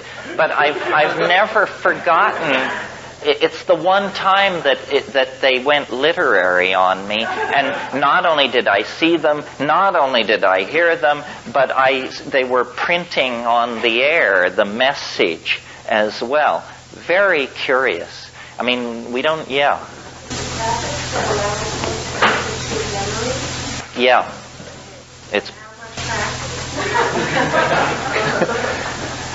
I don't know, the first few times I smoked DMT, I had almost no ability to say anything about it at all. I remember the first time I did it, I've never actually seen it hit anybody quite as hard as it hit me the first time. I came out of it and I said, I can't believe it. I can't believe it. I don't believe it. I don't believe it. And I said this about 200 times because I was blown out of the water. I'd spent years getting my act together and becoming a Marxist and a this and a that and had all this stuff all figured out, you know. And it just left me absolutely intellectually naked. It was that everything you know is wrong experience, except that it was from the toes, you know. I mean, everything I knew was wrong. I've never forgotten it. I mean, it is the most, I don't know, it's like hitting the reset button on your whole cosmogonic myth. I mean, it's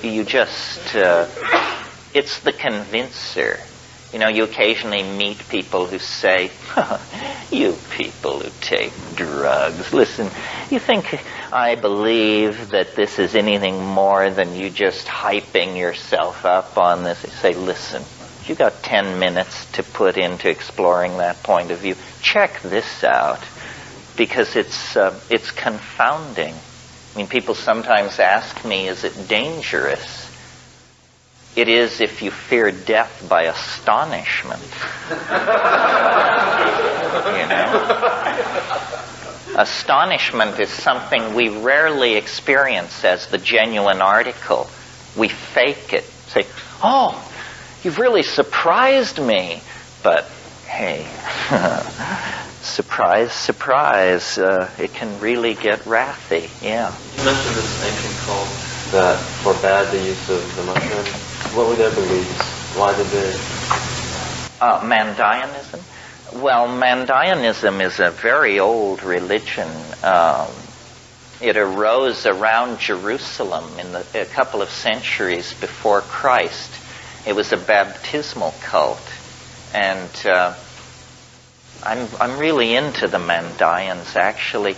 They were the oldest continuous Western religion in the world, with a Gnostic intent, and they started out as Jews, but they were persecuted. They claimed John the Baptist as one of their own, and he was a member of some kind of baptismal cult because we know he baptized Christ. But they were driven out of the area around Jerusalem, and then for centuries they were in Lebanon, and then they slowly made their way across Persia. And they ended up in the swamps of Iraq and Iran. I know someone from there who calls himself a Baptist. Do you? Is he from Basra? Is he from Basra, that city in the south? It's a very... Huh? Still there. Yeah, there are about 1 million of them. Why? How do you know? You got some footage of that. I heard about that footage. People in London told me that they had seen it. They're very underground, he tells me, that because they're discriminated against. You don't go around advertising that you are one of these, the Muslims don't like them. Oh no, they don't like them. Well, Mandaeans are very, very interesting. They have their sacred texts and everything. Yes, they have their own written language, although in 1847 there was a cholera epidemic that wiped out 90% of the priesthood, and only priests were allowed to learn to read and write this language. I have some facsimile manuscripts from the Vatican Library.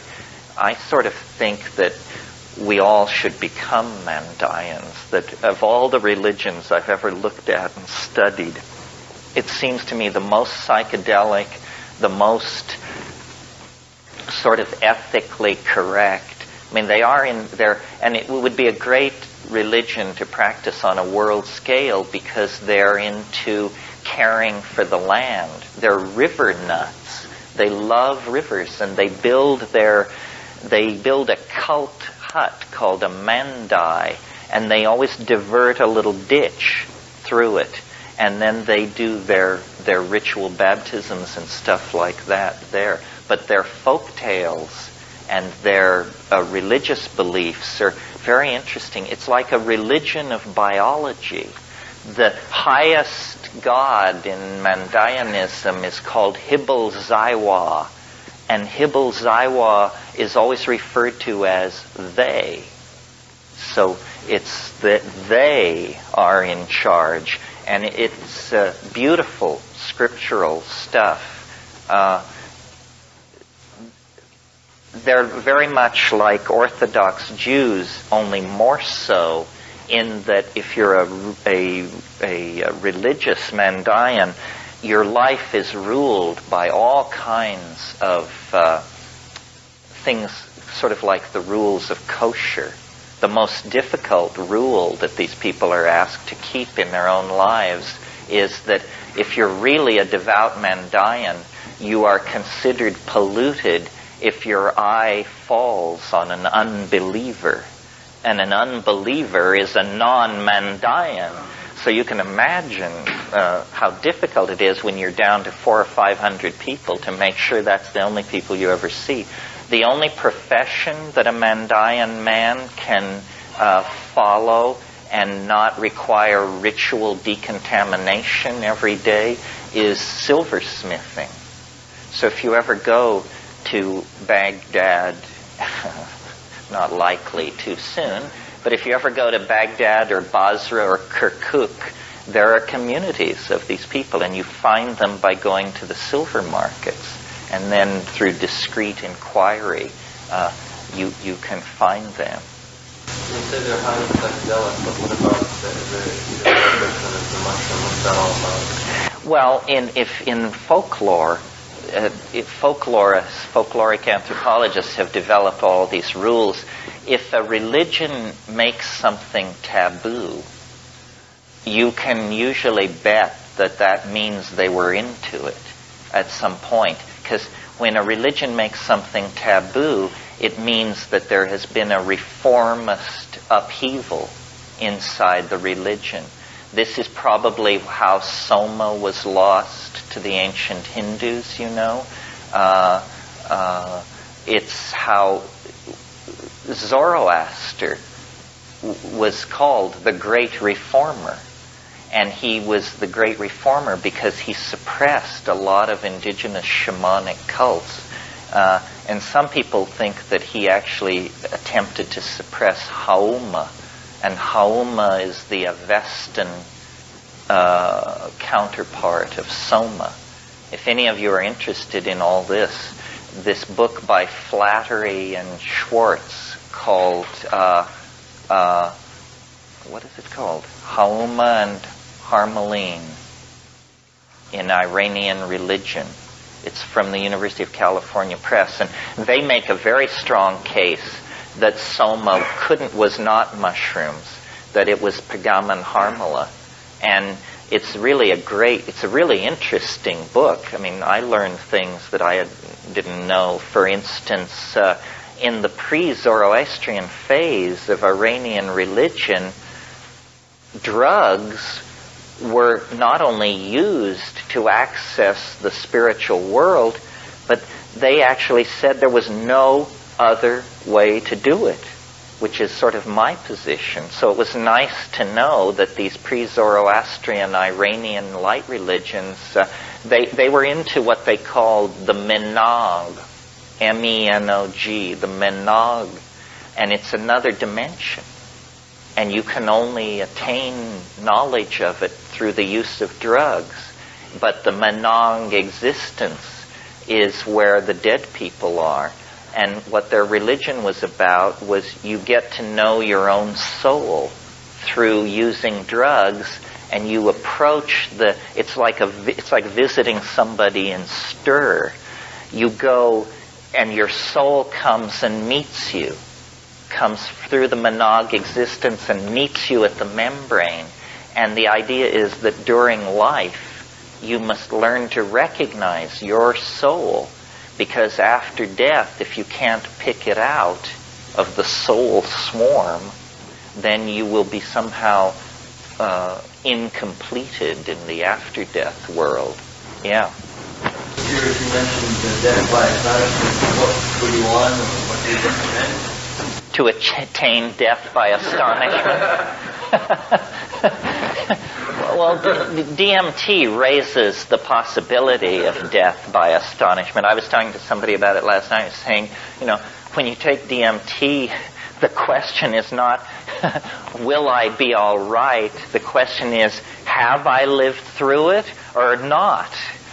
Because you can't tell whether you've lived through it. DMT is this very short-acting hallucinogen that you smoke, but it's a neurotransmitter. It occurs in all human beings on the natch, and it occurs in various plants and animals. In terms of nature, it's the commonest of all hallucinogens. In terms of impact, it's the strongest of all hallucinogens. I mean, it's a completely reality-obliterating experience, and it comes on so quickly that you don't grok it like a drug. I mean, we all know what a drug is. You feel this, you feel that, it gets stronger, it makes you rest. Finally, it overwhelms you. This isn't like that. This is like that, you and your friends are somewhere and there's talk about this drug and the pipe gets filled and this and that, and then you're about to smoke this drug, or maybe you just smoked it. But anyway, a 747 crashes into your apartment building at 3 times the speed of sound and interrupts whatever you were doing. And sometimes people come out of it saying, what happened? What happened? For crying out loud. Say, nothing happened. You just did it. You mean that's it? Say, yeah, that's what it does. Because it's more like it happens so quickly that we interpret it as an event coming from the outside rather than a chemical compound diffusing through your body, because it completely replaces reality, not with the contents of your unconscious or your unfulfilled dream wishes or any of that, but with another dimension, a space filled with entities busy about their many tasks, although they notice you and come flocking over with a piercing screech and begin to, they like to treat with you, they play with you, they're not entirely friendly. It's sort of like, I don't know, it's the kind of feeling I used to have in India when I would go to make these hash buys in these Indian markets, and these guys would say, welcome, welcome, you're my friend, I am not like all the others. And what it was, we were there to do business, and so it was fine, and everything usually went smoothly, but this was no environment into which to let your guard down or anything like that. You've had your hand. What does DMT do in our brain as a neurotransmitter? We don't know. Nobody knows what it's doing there. And as long as the government makes it impossible for science to pursue rational questions, or rational answers to these kinds of questions, it's not likely we'll ever find out. The best guess so far is that it mediates attention. That, for instance, if there were to be a noise over here or movement, and I turn and that's a little spike of DMT makes that possible. It's where you suddenly narrow your awareness and project it deeply into a small, confined area. This was the best guess of the people who did work on it a few years ago. Yeah.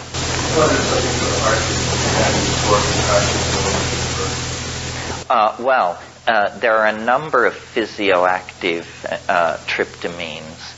DMT is not, if it's made right, not a cardioactive tryptamine. Sometimes when you smoke it, your heart races, but you can't tell whether that's sloppy synthesis or that you're scared. You know? What is it made from? It's made from tryptophan, which is an amino acid, one of the 8 essential amino acids, and it's an easy conversion out of tryptophan. It doesn't really come from a plant.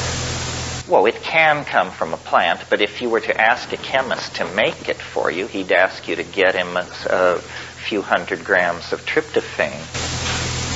Can you distinguish between the kinds of entities that you encounter on DMT as against the kind that you encounter on mushrooms? Well, on mushrooms, you hear a voice. You don't rarely, at least in my experience, do you see who's talking.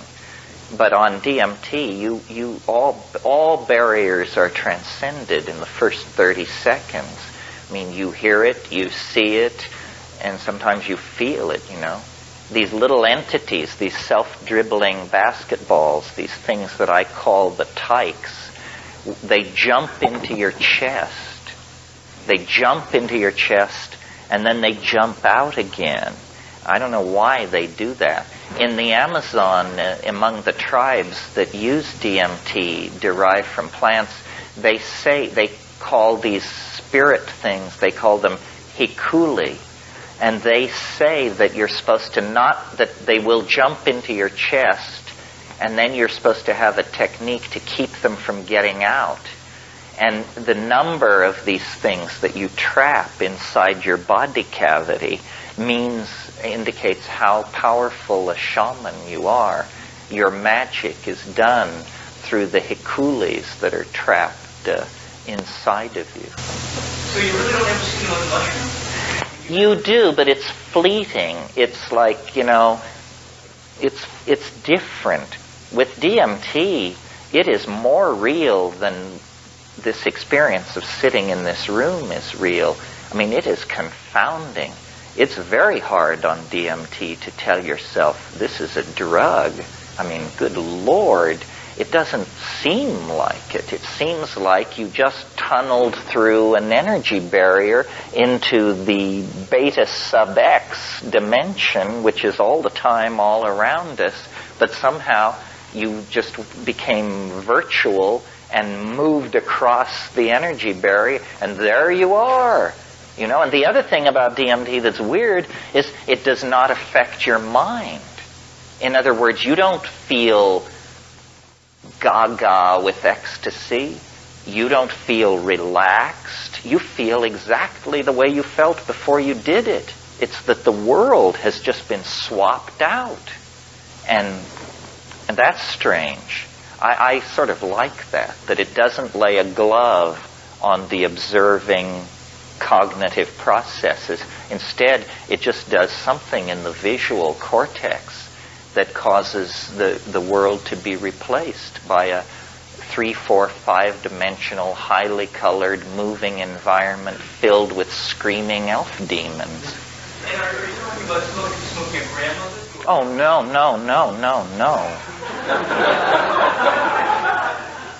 No. More like 50 milligrams. We need to go to lunch. This is the last clip. I heard somewhere that concomitant use of MAO inhibitors increases the length of time that the DMT experience will last. Have you heard that? And if so, in what form are the MAO inhibitors taken? Okay, the question is that can you extend the life of a DMT flash if you predose yourself with MAO inhibitors?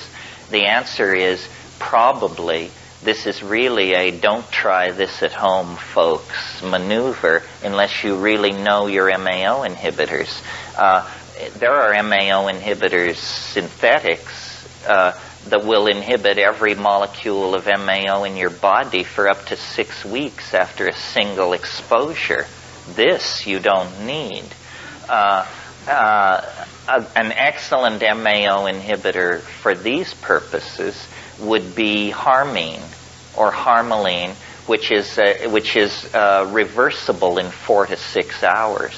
So if you take harmine and predose it, but before you go extending your DMT trip with an MAO inhibitor, you better have just an ordinary, old-fashioned, regular DMT trip and decide whether you really want to spend more time in that place. Because, see, the hook is, especially for smart-ass straight types, is that you say, look, it only lasts 10 minutes, for crying out loud. You want to have all these opinions on this subject, but you're not willing to invest 10 minutes. So most people, certainly I said, I had taken LSD and all, I thought, 10 minutes, bring it on. We'll go out and have a beer afterwards. Well, it turns out that in a holographic universe, 10 minutes is indistinguishable from 50,000 years under the proper conditions. So we'll meet back here at 2:30. You're listening to the Psychedelic Salon, where people are changing their lives one thought at a time. Well, welcome back. Now, rather than carry on with my usual closing remarks, today I'm going to cut myself off and save them for a little bit later in order to get the rest of this current McKenna series online. We've got 4 tapes left to listen to. 3 of them are about 45 minutes long, but the last one's only about 5 minutes long. So I'm going to get these next 2 podcasts out as soon as I can and save all of my commentary for the final program when the talk itself won't be so long. And my objective is to have all of that done by the end of next week. Of course, you've heard stories like that from me before, haven't you? So please note that it's not a promise, only a plan. Anyway, I'll close for now by reminding you that this and most of the podcasts from the Psychedelic Salon are freely available for you to use in your own audio projects under the Creative Commons Attribution Non-Commercial Share-alike 3.0 license. And if you have any questions about that, just click the Creative Commons link at the bottom of the Psychedelic Salon webpage, which you can find at psychedelicsalon.org. And if you're interested in the philosophy behind the Psychedelic Salon, you can hear all about it in my novel, The Genesis Generation, which is available as an audiobook that you can download at genesisgeneration.us. And for now, this is Lorenzo signing off from Cyberdelic Space. Be well, my friends.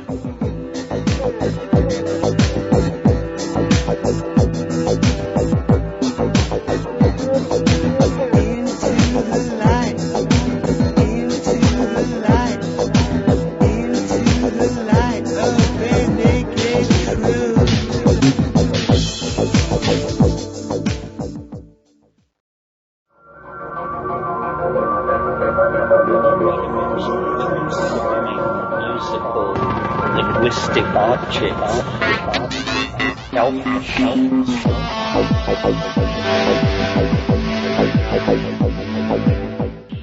Greetings from Cyberdelic Space. This is Lorenzo, and I'm your host here in the Psychedelic Salon. And along with me, at least in spirit, are some other co-hosts in that they are fellow saloners who sent in donations recently. So let's all thank Damballa Wedo Productions. That's DAMBALLAHWEDDO. So I hope I pronounced that close to right. Stephen D., Howard U., Brown Rabbit Creations, and longtime saloner Mark C. for their generosity in these difficult days. And thanks to our donors, these podcasts will continue winging their way to you for a long time to come, because a lot of new archival recordings are coming my way every month now, and so I'm going to make it my mission to see that I get them all out eventually.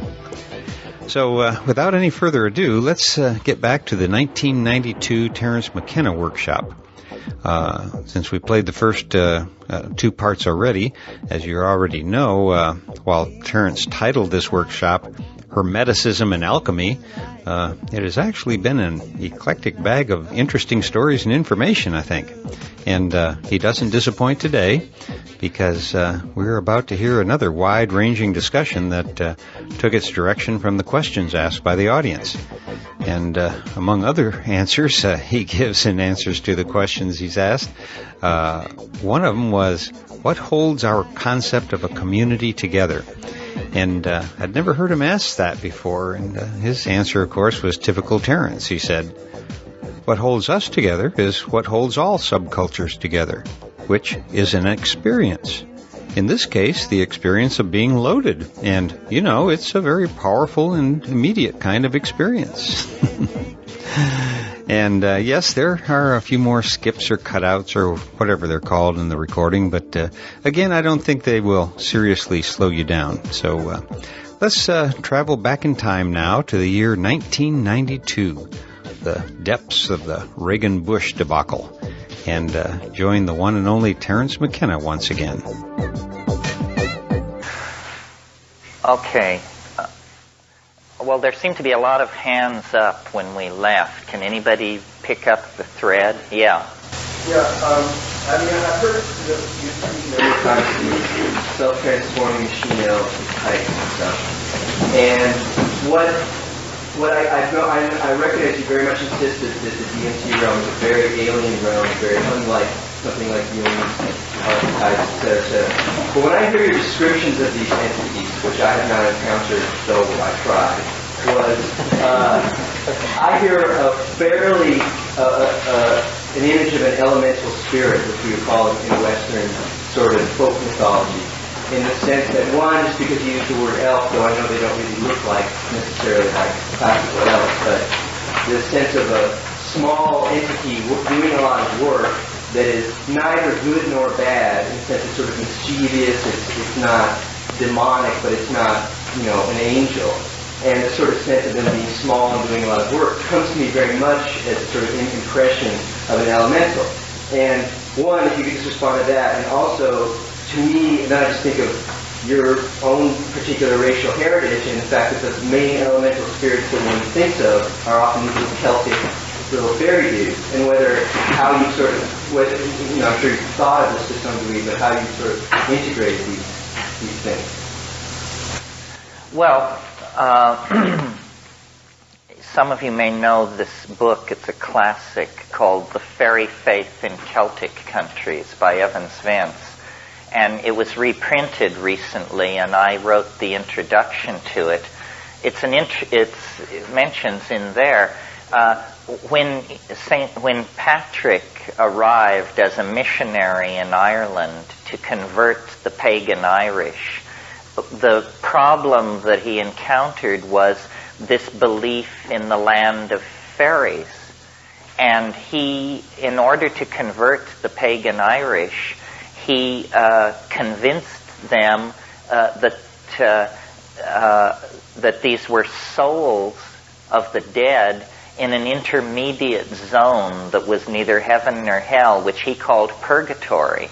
Purgatory was invented to accommodate the folk beliefs of the pagan Irish. And when it was brought back to Rome, it seemed like such a good idea for converting all kinds of pagan peoples on the fringe of the expanding sphere of Christianity that it's been in place ever since. I've wondered, I think I even talked sometime this week to somebody about the way in which there's a kind of a racial or a genetic undertone about some of this stuff. I never really felt, I didn't know till I was 13 years old that I wasn't a white person, because I grew up in Colorado where everything was white bread culture, and my father may have had opinions about the IRA and all that, but we were never told, that we were Irish. And, some of you who have roots in this city know that as recently as 50 years ago, they used to have signs up along 8th Avenue that said, "No dogs or Irish allowed." So, I reconnected to that part of the heritage. The Irish are stereotypically known to be susceptible to intoxication, to be great word spinners, and to have this peculiar relationship to fairyland or something. I don't want to think that I'm just exploring the Celtic collective unconscious. It seems to me these things must be there for everybody. Nevertheless, we're so concerned to suppress racial differences because we're a democracy and because racial problems have haunted American politics from the very beginning, that we tend to want to believe that everybody is different. I mean, everybody is the same. But in fact, I took a course once at Cal, it was interesting. It was given by the forensics department, the only course I ever took in the forensics department. And it was called Biochemical Markers for Individuality. And one of the things we did, it was actually taught by Alexander Shulgin, the great drug designer. And one of the things we did is he brought in a little vial of some kind of chemical, and he passed it around, and out of 200 people in the class, 198 couldn't smell it at all, and 2 people were so overwhelmed by the smell of this that they actually became physically sick for a few minutes.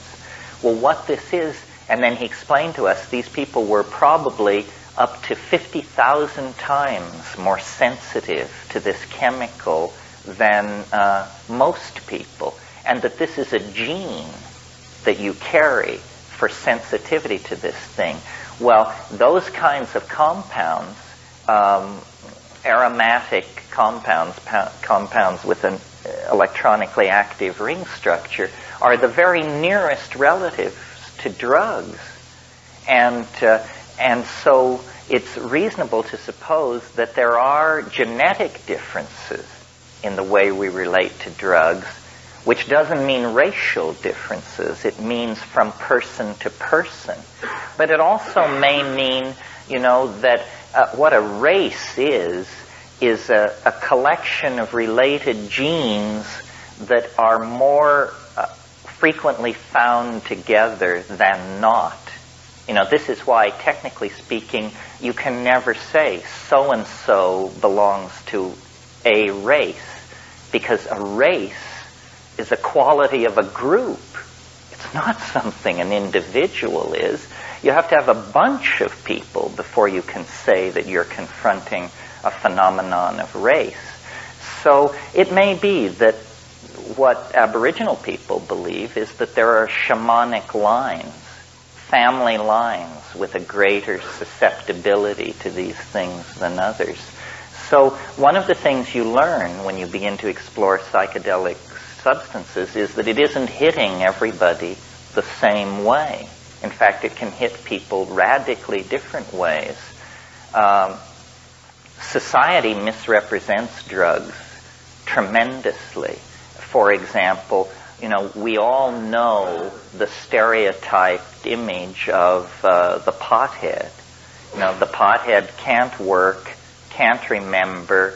It's the inarticulate, dumb hippie image. Well, I've never met anyone with a deeper devotion to cannabis than myself.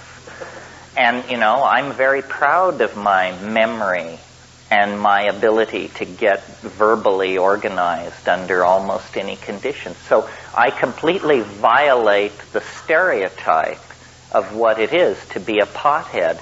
Well, how many people are there like that? I mean, I'm always amazed when people say, no, I don't want to smoke any pot. It'll mess with my memory. I mean, really? How peculiar. So what you have to do, it's just like every other thing. Everything you've been told is wrong, and you have to take life by the handlebars and figure out what's really going on, which doesn't mean that you're reckless. I mean, there are bad drugs, there are bad politics, there are bad relationships. I hope that answered your question.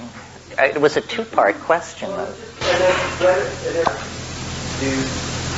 It still seems to me that these entities are in many ways similar to the sort of elemental spirits, and whether you think of that as a possible explanation for... Well, when you say they're like elemental spirits, is that because you spend a lot of time with elemental spirits? No, I mean, just fairy stories, just the... It's true, they are. I mean, they don't look like them, though. They don't look like anything.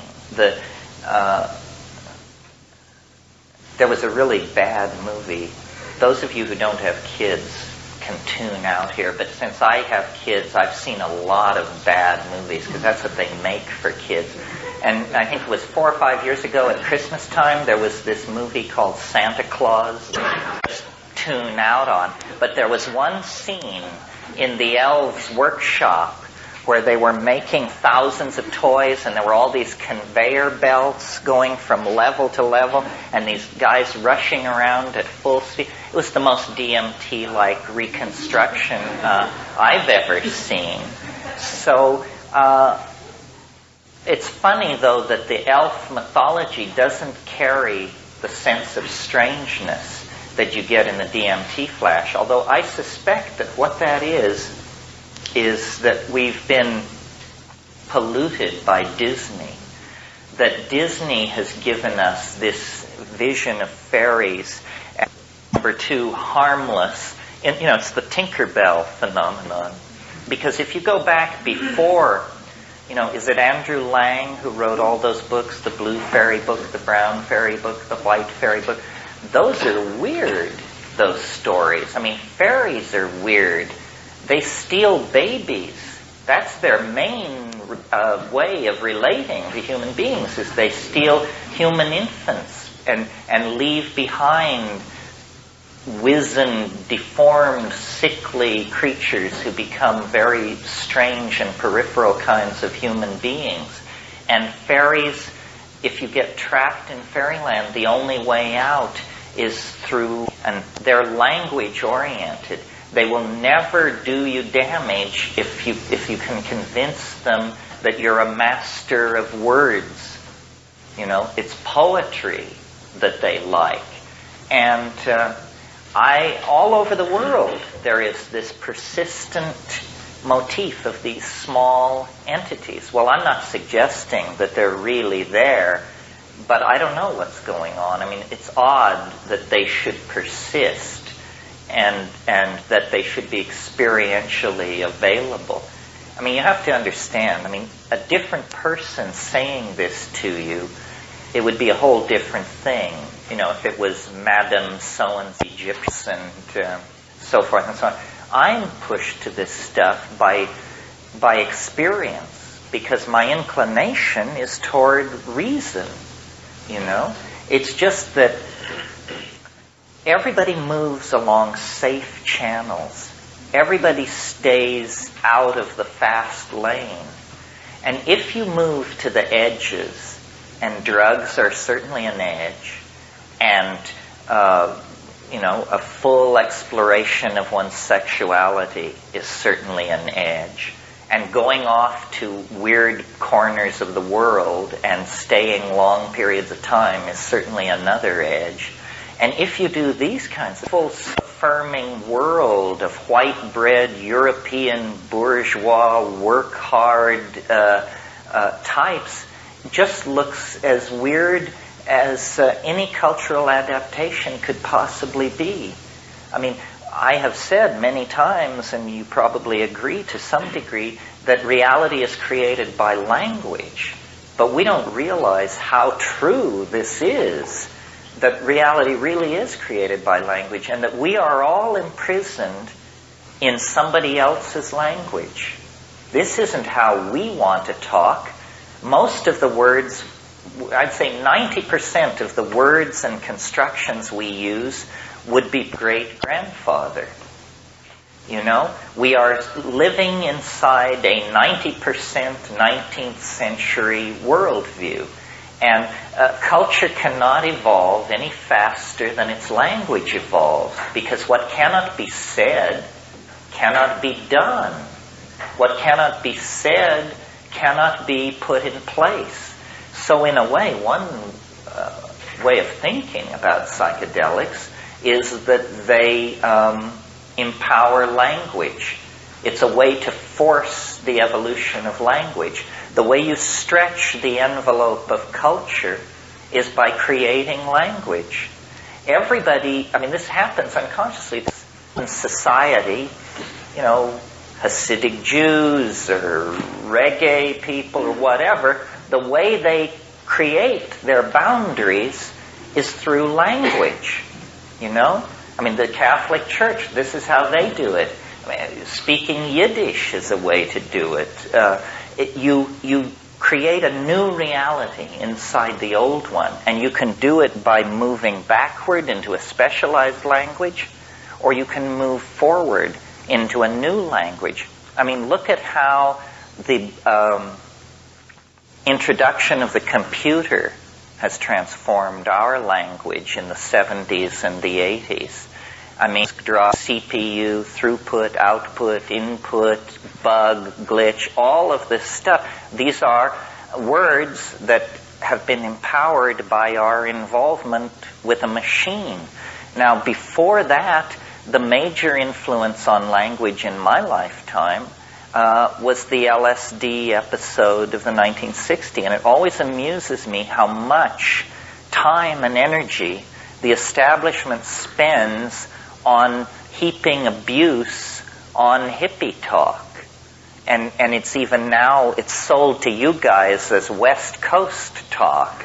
It's sold on the West Coast as LA talk. It's sold where you are, you're close to it, but not of it. It's like they used to say of the Watergate scandal, linked but not tainted.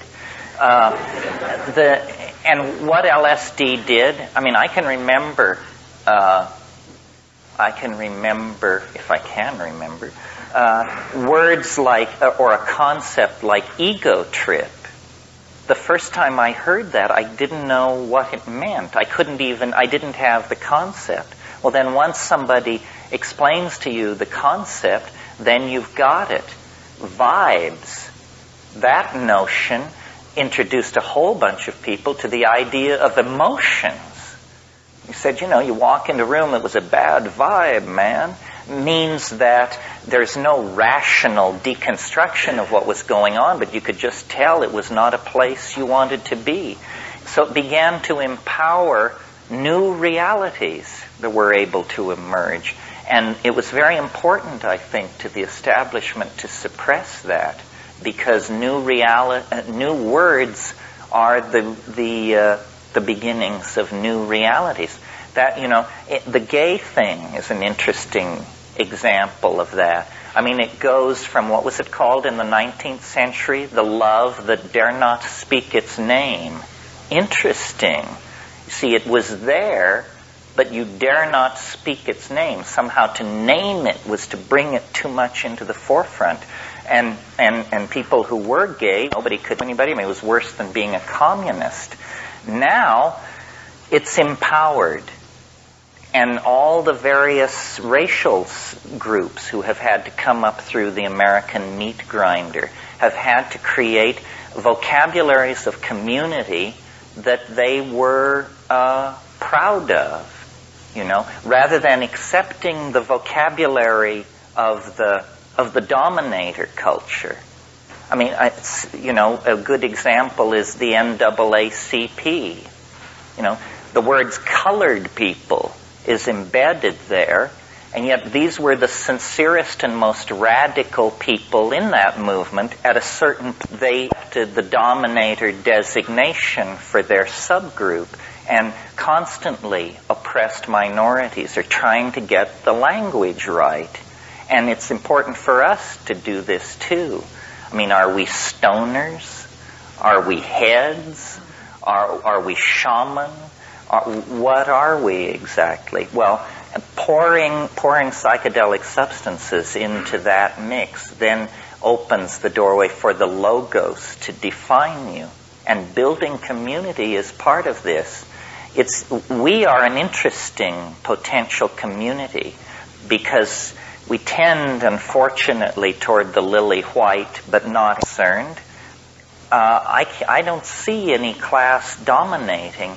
There are probably people in this room who could buy and sell all the rest of us without going past their small change. There are also probably people who scraped and saved for this weekend and could ill afford it. We don't seem to be embedded in that class structure so much. Maybe we represent a level of education. Maybe we're some kind of generally definable group of people by level of education. But I don't see that either. What holds us together is what holds all subcultures together, which is an experience. In this case, not something else, but the experience of being loaded. And, it's a very powerful and immediate kind of experience. And I'm sure some of us are more loaded than others. And in any subgroup, you'll get that kind of a spectrum. Yeah. Well, this is just, I don't want to harp on this, but with the DMT thing, what do you go to it now for? I mean, have you gotten familiar with the terrain, or is it every time as shocking as the first time? It's always pretty shocking. I've spent a lot of time on it. What happens for me is that these entities want me to do what they're doing. And what they're doing is using sound to make objects appear out of the air. They can sing objects into existence. And this, I think that they're language elves. They're not made of matter. Well, then what are they made of? It seems as though the place you go on DMT is made purely of language. It's as though there is a syntax, a hard thing to picture, but they are more like, sometimes they're like sentences rather than organisms. The essence of their presentation is like that of a pun. And so what they want you to do is they want you to learn to make a better kind of language. They want you not more articulate, not more clearly defined, but they actually believe or suggest that there can be a dimensional breakthrough into a language that is seen with the eyes. I think that the breakthrough that we're waiting for is not going to come out of a political movement or a redistribution of wealth or anything which could be called political. It's going to come out of a shift in the body. And these things happen. I mean, it's very mysterious how it happens. Like, think about language, ordinary language. Here you have two people. One is mute, and the other has the ordinary powers of speech.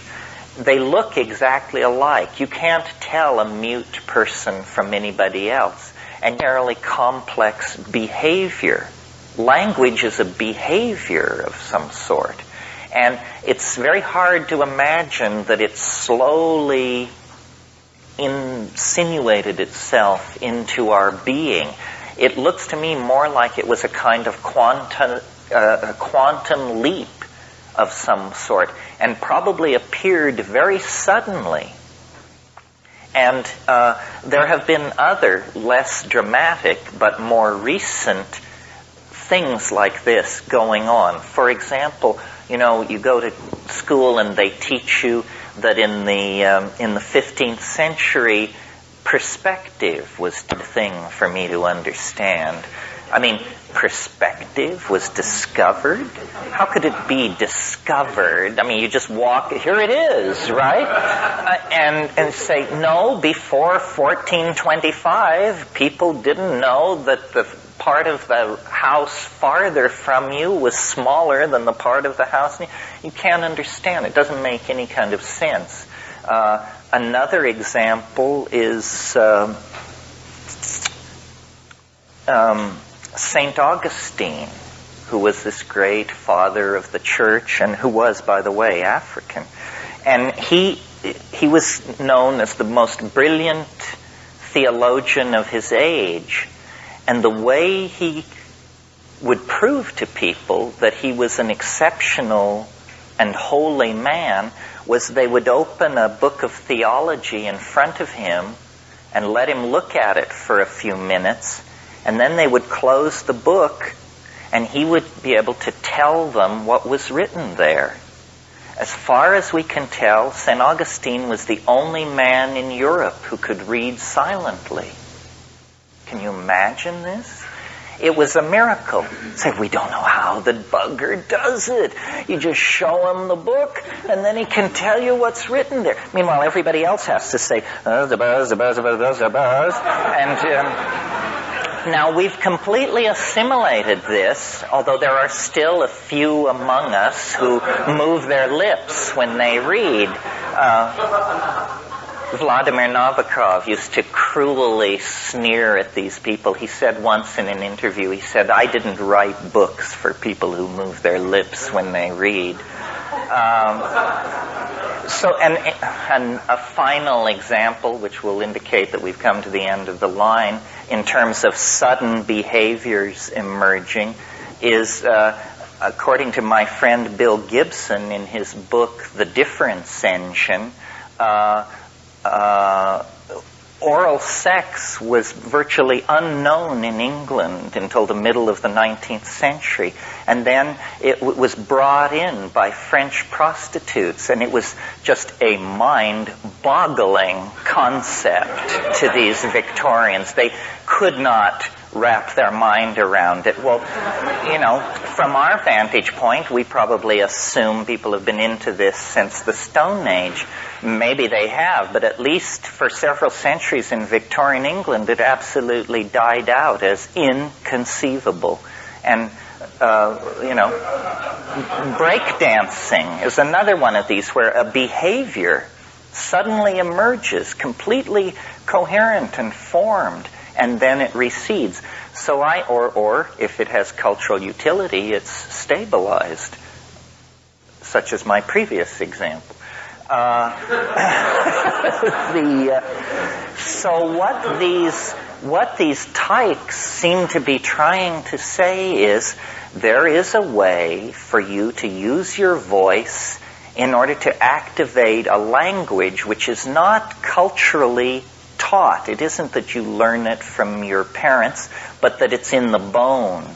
A poetic language, a language scripted into your genes, and not only is it an Ursprach, an original speech, the vehicle of primal poetry, it can be seen. And, it's interesting how in our culture, when we talk about how somebody is really a gifted speaker, we always reach for visual metaphors. We say, I see what you mean, And in Spanish, they say, if they're talking to you and they want to know if you're following, they say, is it clear? Claro? Claro, it means, is it clear? It's a visual metaphor. Say, she paints a picture. Or his words have great clarity. What this means is that unconsciously, we trust the eyes and we don't trust the ears. And telepathy, which most people, I think of as being able to hear somebody else think, is not that at all. What telepathy is when you see what other people mean. Because when you see what somebody means, it's like standing in their shoes. Point of view. That's a very visual oriented. If you can understand somebody else's point of view, you are that person in that moment for that purpose. And I think that it's amazing that the world has evolved as far and as fast as it has, the human world, glued together by nothing more than small mouth noises. I mean, that's what we're talking here, small mouth noises.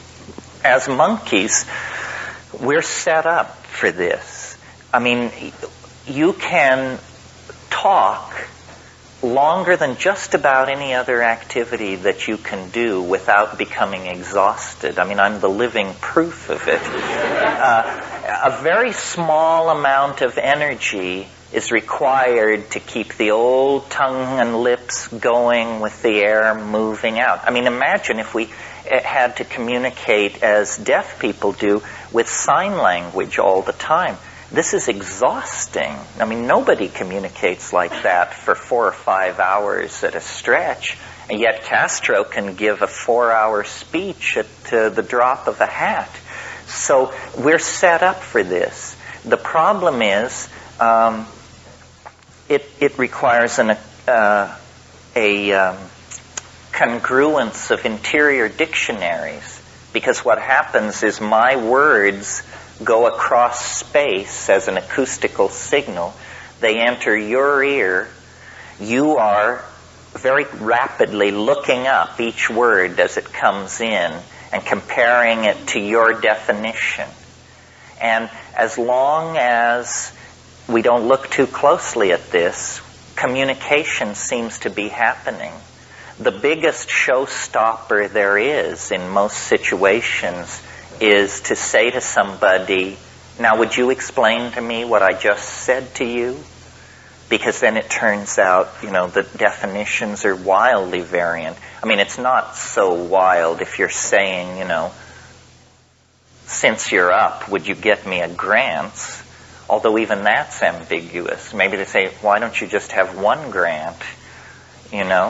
But if you get into deep stuff, if you're saying, the ontological modalities of the post-Renaissance mind have issued into a situation of deconstructionist vitality such that all bets are off, say, now would you explain to me what I just said? I can't even do it with myself. I mean, people say, would you repeat what you just said? No chance,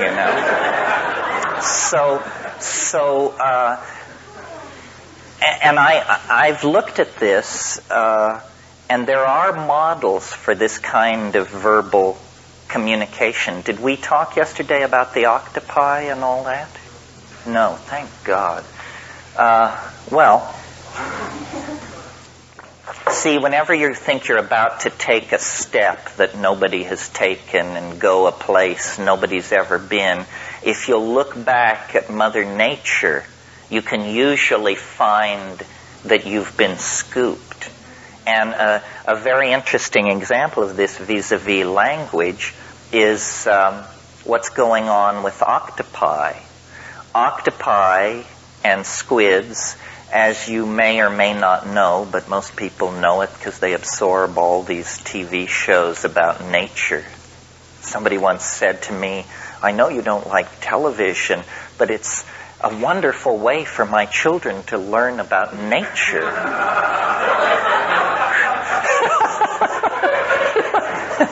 Anyway, what we've all learned from watching these wonderful shows about nature is that octopi can change colors. And most people think it's because they're into camouflage. You move on to green seaweed, you turn green, brown rocks, you turn brown. It isn't that at all. It's something much more profound. It's that all over the surface of octopi are these specialized cells called chromatophores, and they can change into many colors. And not only can the octopus change colors, but the ordinary rubbery smooth surface of the octopus can be made like goosebumps, but more dramatically wrinkled, very suddenly.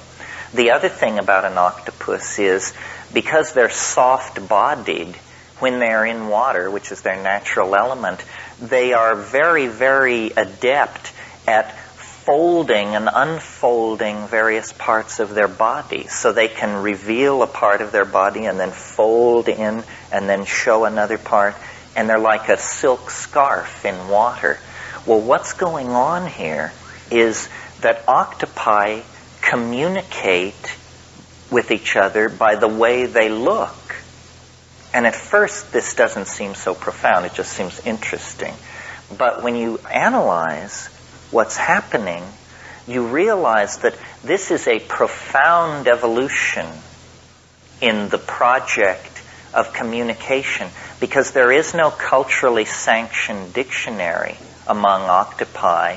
And really what is happening is the octopus wears its mind on its surface.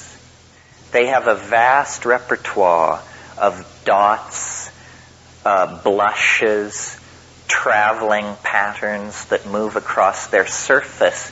And these behavioral displays indicate the internal state of the organism. It is literally, it wears its language on the surface of its skin. It is a syntactical creature. Its behavior is its syntax. And, some of these the octopi as a whole, they're mollusks. They're not even vertebrates. I mean, these things split from the line of development that leads to us 700 million years ago. I mean, you want to talk about an alien form of life. An octopus is about as far away from the human experience as you can possibly get. They evolved in shallow coastal waters, but then because so many things were evolving in those shallow waters, some of them evolved into the benthic depths. And in those depths, there is no light. So in order to preserve their ability to communicate, over long periods of time, they evolved phosphorescent chromatophores all over their body. And some octopi even have eyelid-like membranes put on various places of their skin so that they can blink very rapidly and modulate the phosphorescent light. So you can imagine in the darkness of the benthic depths of the ocean, the communication between two octopi is just a dance of lights in utter darkness. I mean, these are its naked mind in the water. And when they are in communication like that, they are, for all practical purposes, one organism. This is why octopi excrete ink into the water. It's so that they can have a private moment. Essentially the octopus ink is the equivalent of correction fluid. You just have to erase. You say, I didn't mean that at all. And then, here's what I really meant. Well, this is why I'm interested in virtual reality. Because it seems to me what we're trying to do is some kind of striptease of the mind. We want to get the mind naked. Because if it can be made naked, then we will understand each other. We are clothed in flesh, and then clothing, and then class difference, race difference, age difference, income difference. But if you could see the mind naked, the commonality of human beings would be reinforced, and the presence of ego among us would be diminished. Also, there's no ambiguity in visible language. It's interesting that in the book of Revelations, there is this talk about how there is this sword which comes out of the mouth. It's describing a word which can be seen.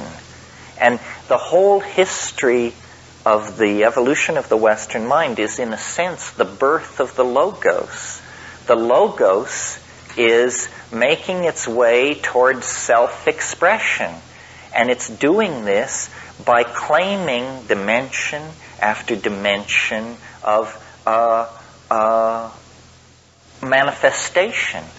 And I think that electronic media and electronic culture and drugs and the mixing of all our world cultures together, what this is empowering is a visible logos, a logos that is beheld and therefore lacks ambiguity. Yeah. I don't think we're just the mind. Wouldn't you also say that certainly we are the balanced soul?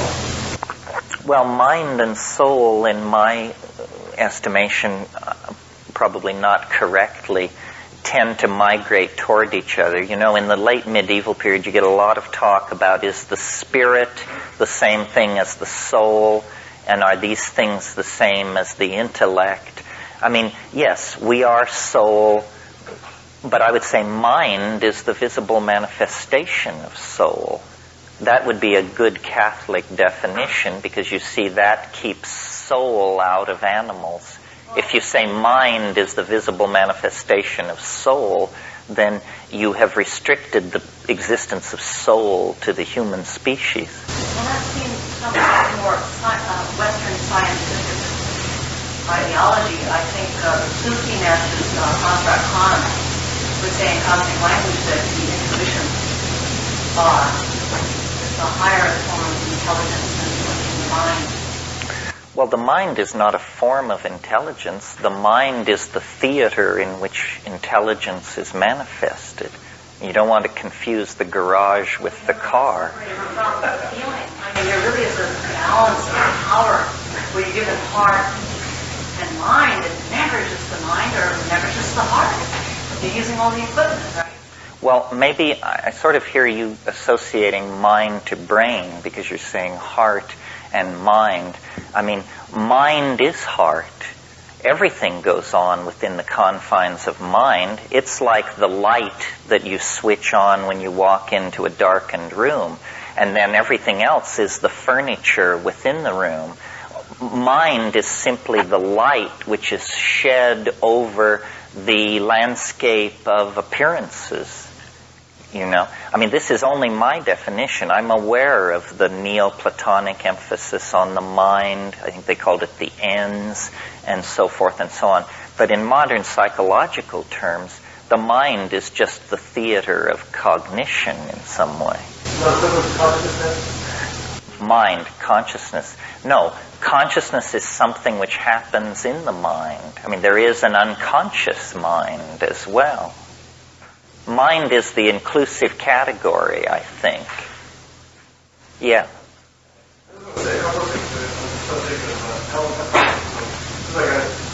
Stuff I've read about so-called elemental spirits, that they had no, apparently when they characteristics, they had no fixed spirit. Right. So that they changed to whatever the current mythology was at the time, like from the old days, but nowadays you have a lot.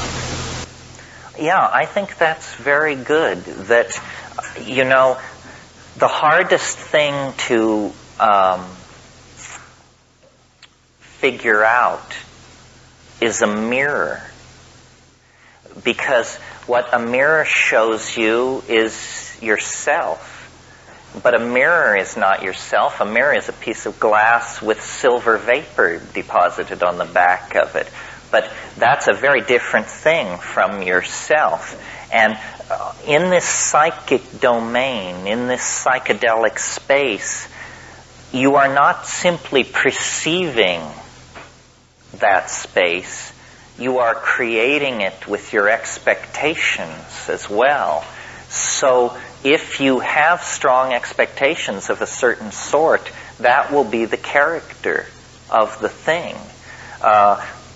I think we talked about this yesterday, about how here we have peasant A chopping wood in the woods, and suddenly there a ripple of heat passes through the forest, and a hackle-raising sense of weirdness. And this guy throws down his axe and looks over his shoulder, and a light is descending from the sky.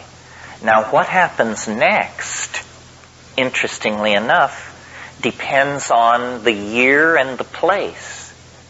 If the year is, let's say, 1000, and the place is southern France, then the Virgin Mary will be descending from the sky. If the place is Kansas, and the date is 1958, then the space people are descending from the sky. You see, what happens is that when there is cognitive dissonance, good old psychological phrase, when there is cognitive dissonance, the mind rushes forward to provide explanation. I mean, it's amazing. You just walk with people and walk outside, and there's a little light in the sky. It's no big deal, just a moving light. And everybody will say, I wonder if it's a UFO. It means, they've got something hiding in the back of their mind. And if anything gets slightly weird, they will rush this explanation forward. And for some people, it's Jesus, and for somebody else, it's Maitreya or somebody. So cultural expectations are inextricably woven in to these strange encounter scenarios.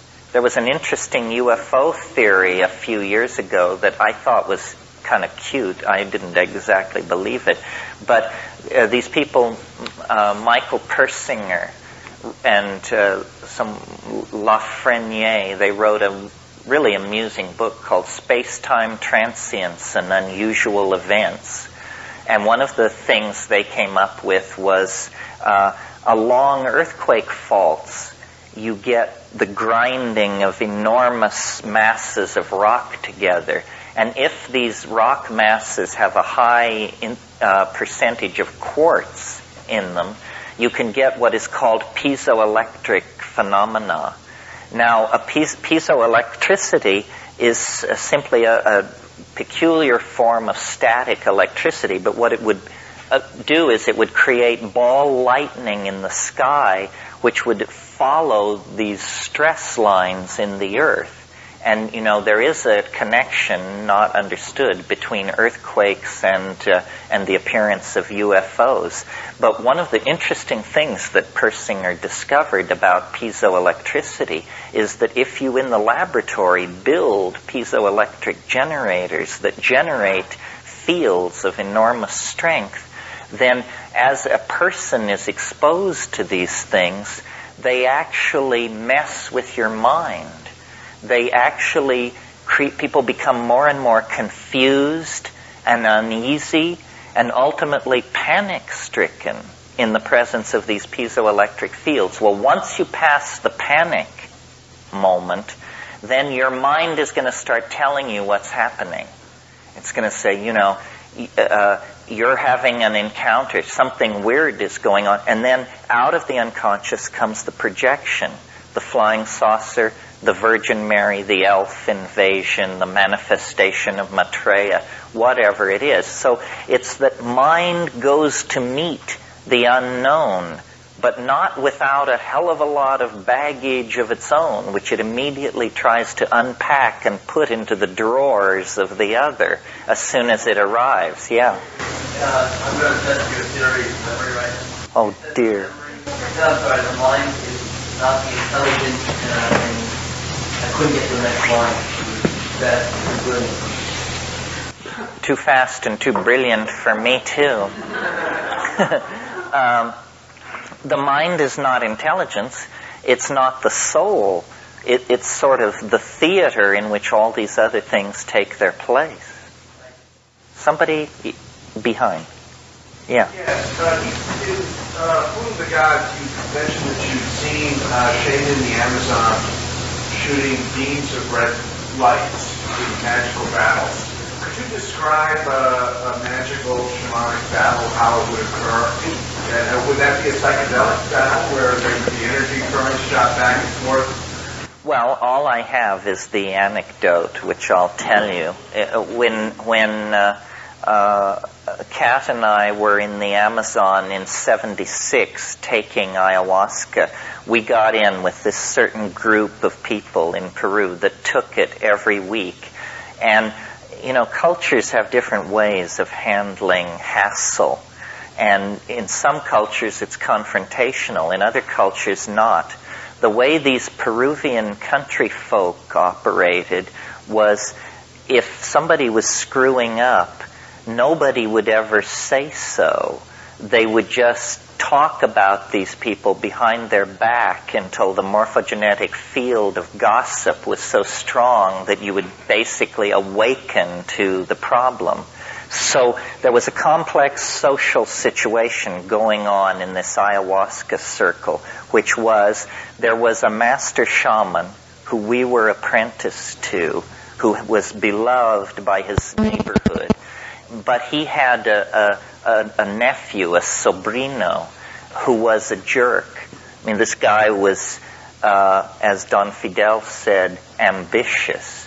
He dealt a little weed, he did a little pimping, he was just sort of an edge runner type of guy. And every Saturday night we would all get together and take ayahuasca, about 30 of us. Older shamans, our guy, people from the neighborhood, and this sobrino, Don Jose. So, I don't know what the real history of it was, because I had just arrived on the scene. But these old guys would sing these icaros, these magical songs on ayahuasca that appear as colored tapestries in front of your eyes. And, you know, they had soul, they were into it, and this guy would sing against them. I mean, it's the rudest thing you can possibly imagine. I mean, imagine if you know, Lou Reed were trying to give a performance and the guy in the third row just launched into Old Man River and kept at it, you know. I mean, in this town, I'm sure large guys would appear and say, "Sir." In Peru, it didn't work like that. They just kept singing. He kept singing. And it was clear that this is how it was going to be handled, that we had just divided into two separate entities here. Well, my wife was sitting next to me, and he was sitting across the room from us, the sobrino, and I had been watching him for a long time, and I was loaded to the gills, and I could see he would get up on his haunches, and he looked like a monkey. His face... It was uncanny. I mean, he looked like a monkey, and he also looked kind of like a jackal, a dog with long teeth. Kept going through these changes, and Kat leaned over to me and said something like, "This guy is an asshole." And I just said, you know, let it slide. What do we know? Think of it as anthropology. But she wasn't having it. So after a while, he kept doing this. And at one point, and everybody in the room, every person in the room was bummed out. And they were looking at their laps. All eye contact was broken. It's actually, when I was a kid, I invented a word. The word is fardao. And it means the embarrassment you feel when someone else fucks up. You know, and you happen to just be there, but somehow the aura of it is so strong. So the entire room is just awash in fardao. And the old guys are singing, and the guy is singing. So then at the end of a particularly intense clash of these two styles, my wife just looked across the room at this guy and like put the whammy on him. And I saw these red arrows leave her eyes and like dotted lines go across the room. And they moved fairly slowly, you know, more slowly than you could throw a ball or something. Well, when this line of red arrows got to this guy, he was knocked off his feet. He fell backwards with his legs in the air, and there was a big noise.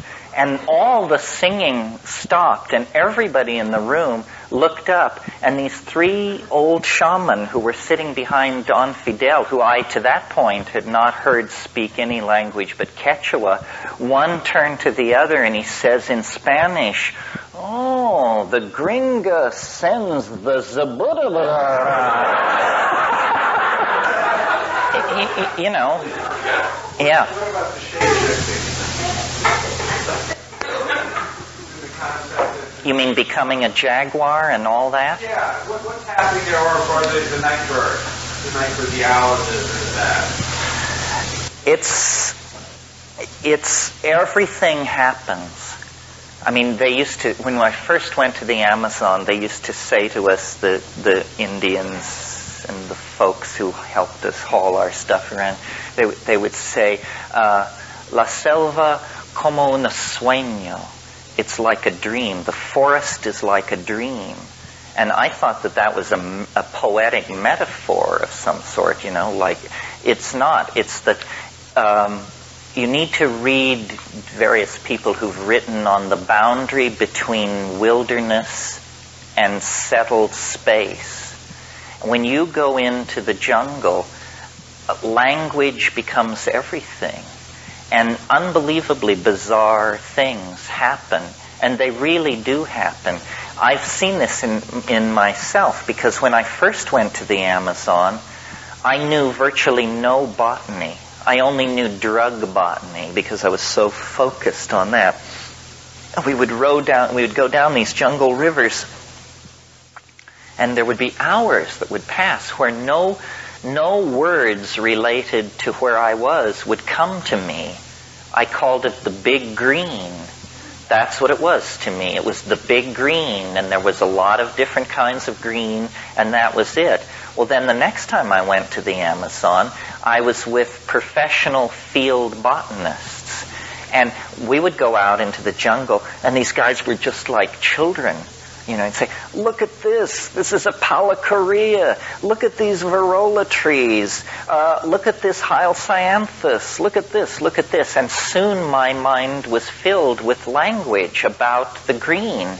And the green all disappeared.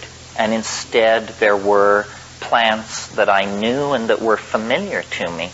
And this coming to terms with a local language is very interesting. You see, you speak the language you speak in most cases because of where you were born. If you were born in Russia, you speak Russian. China, Chinese. And an interesting thing about these languages is that you really they say you can never go home again, but in this rap, you never can leave home. You know, you go to the Amazon, but if you're explaining it to yourself in the language of the East Village, you never leave the East Village. You know, you have somehow carried an envelope of local association with you, and you can never break through it. And so in a way, you never see the place where you are. It's very important to try and make some accommodation to the local language, because in a way, only the local language is appropriate to the place. You know, France is a good example. It doesn't make any sense if you don't speak French. Germany makes no sense if you don't speak German. Somehow the local language is a part of the local reality. And we ignore all this and behave as if everything is very straightforward. The one thing you learn taking psychedelics is that nothing is straightforward. Anybody? Yeah.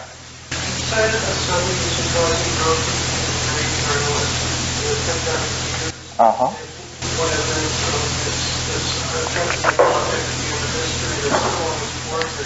Now, is all evolutionary progress part of this? When you look at the entire span of the Earth's history, we've got several million years of almost nothing but bacteria. And then, so sort of on an even larger scale, a lot of the development of higher organisms sort of rush towards the near end of our present location.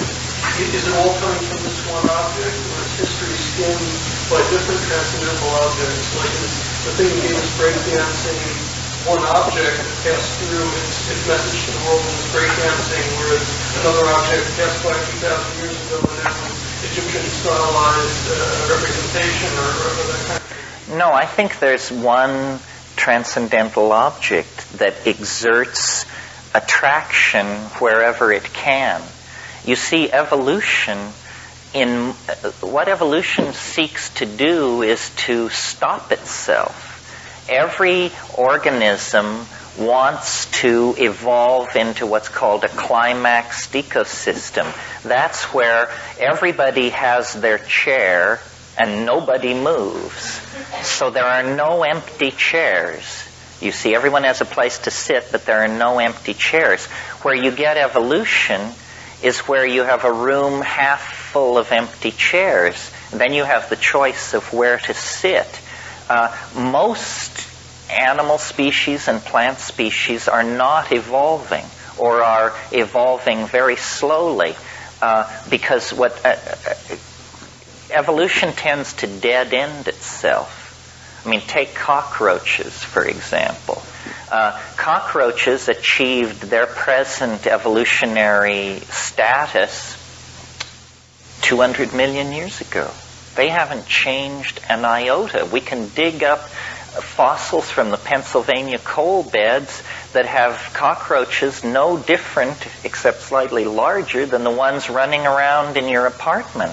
So this has been clearly a very successful strategy for cockroaches if the only thing that matters is, the propagation of more cockroaches. Nevertheless, their cultural accomplishments have been dismal. So, until recently, yes. I had a friend once who seriously claimed that 60% of the structural integrity of New York City was contributed by cockroaches between the walls, and that if all the cockroaches were to ever march out, the whole thing would just fall down. You see, it's thought by the straightest people in the biz that before human beings, the major force creating evolutionary opportunity were rivers.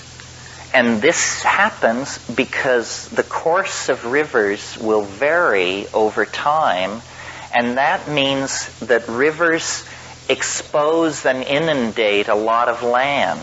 So along rivers, you find what is called, I can't remember what it's called. I'll name it. It's called unclaimed territory, sandbars, and large areas where nothing grows. Well, into those kinds of areas, what are called volunteer species or invader species can make their way. And these invader species evolve very rapidly. For instance, in a climax tropical rainforest, what you find are enormous trees and vines, and then the epiphytes and stuff that grow on them. But these trees may flower once every 20 years or so. And when they do flower, they often produce a very limited amount of fruit. What you find along rivers and places like that are what we call weeds. And what a weed is a plant that is, number one, annual. It dies every year. And weeds produce enormous amounts of seeds. A weed strategy is a strategy for the rapid invasion and claiming of empty land. And before human beings, rivers were the major creators of empty land. Carl Sauer, who was a biologist and a geographer, he said, man found the earth a climaxed rainforest, and we will leave it a weedy lot. What that means is we create so much waste land that these annual heavy seeding rapacious plants are replacing the products of climaxed evolution, which are enormous trees and vines and that sort of thing. Anybody else? This is your last crack wanted to bring up Jacques Vallée and the Warner learning schedule. His ideas. The UFOs thing. Which book does he talk? Well, I don't know which particular book. It might be a Dimension Voice. Oh, Voyage to Magonia is a good one. Is it the new one? I haven't read the new one. I think Jacques Vallée, I have a lot of respect for most of his work. I thought that book, The Messengers of Deception, was so off the track that I actually went to a book signing of his and leafleted the crowd with an attack on it. Shows you what a nut I am. For those of you who don't know, Jacques Vallée had a very interesting approach to understanding flying saucers, and I still think this is the best method. His argument went something like this. He said, it's not productive to ask where the flying saucers come from or what they want. He said the way to understand flying saucers is to analyze their effect. If you can analyze their effect, that's what they're doing. That's what they want to achieve. So what are flying saucers doing? Well, they do talk shows, but what is the effect of them doing all these talk shows? What they are doing is they are causing vast numbers of people to doubt science. If you analyze what the effect since 1948 of the flying saucers is they have caused millions of ordinary people to think scientists don't know what they're talking about.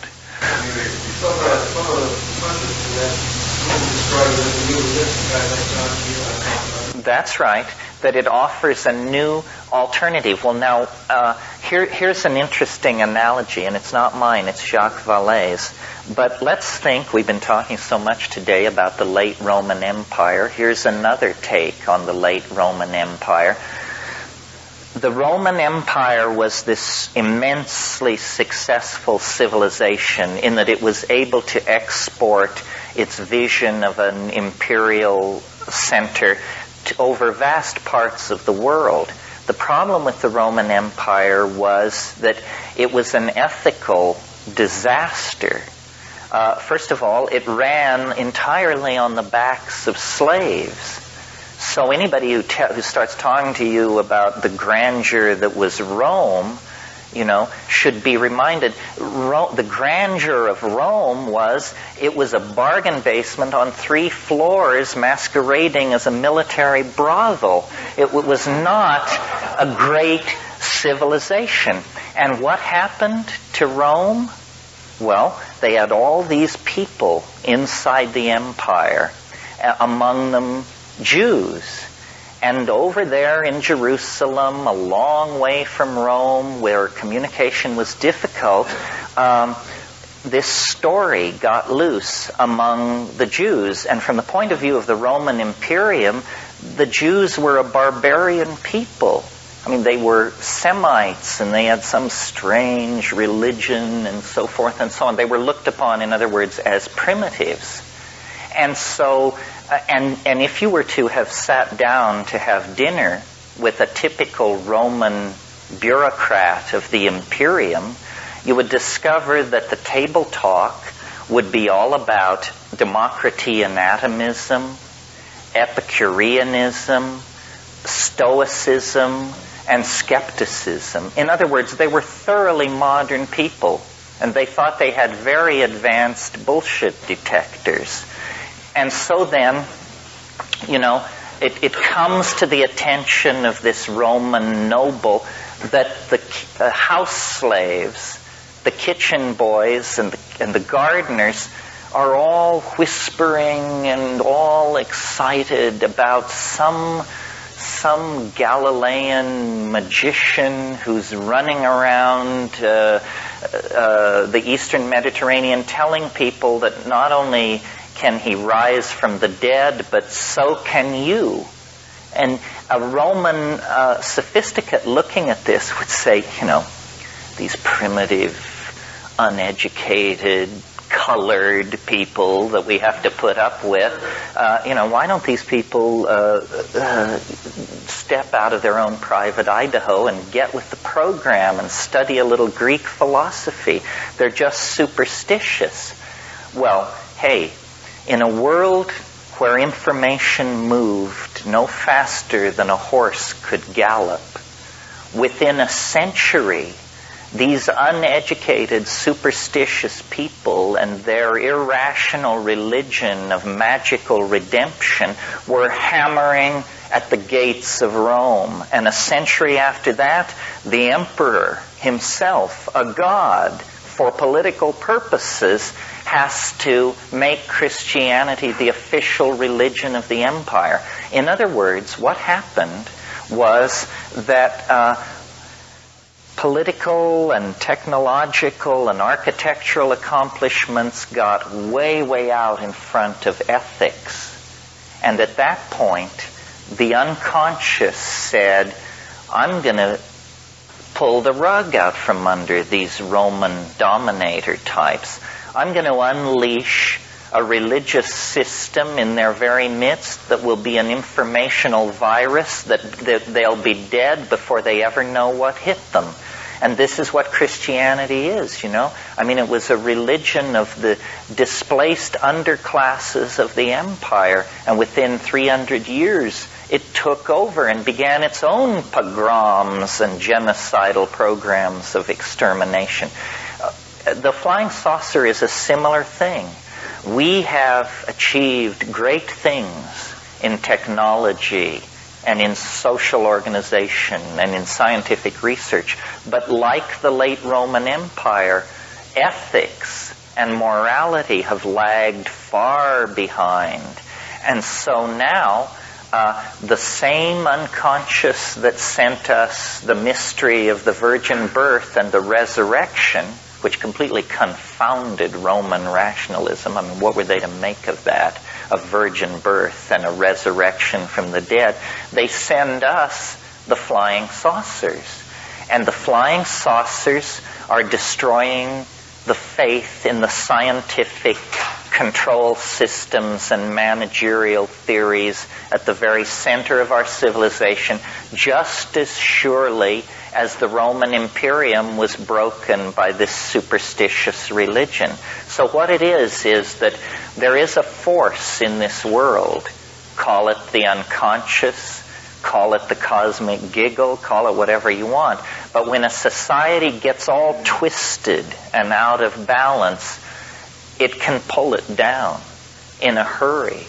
And I think the psychedelic thing in the 60s was viewed this way. It's that the dominator society is incredibly fragile.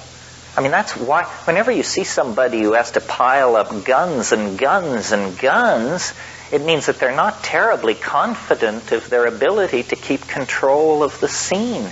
And we have so many kinds of guns pointed at us. Propaganda, social engineering, manipulation of the media. They do it all to us, and they still can barely keep ahead of it.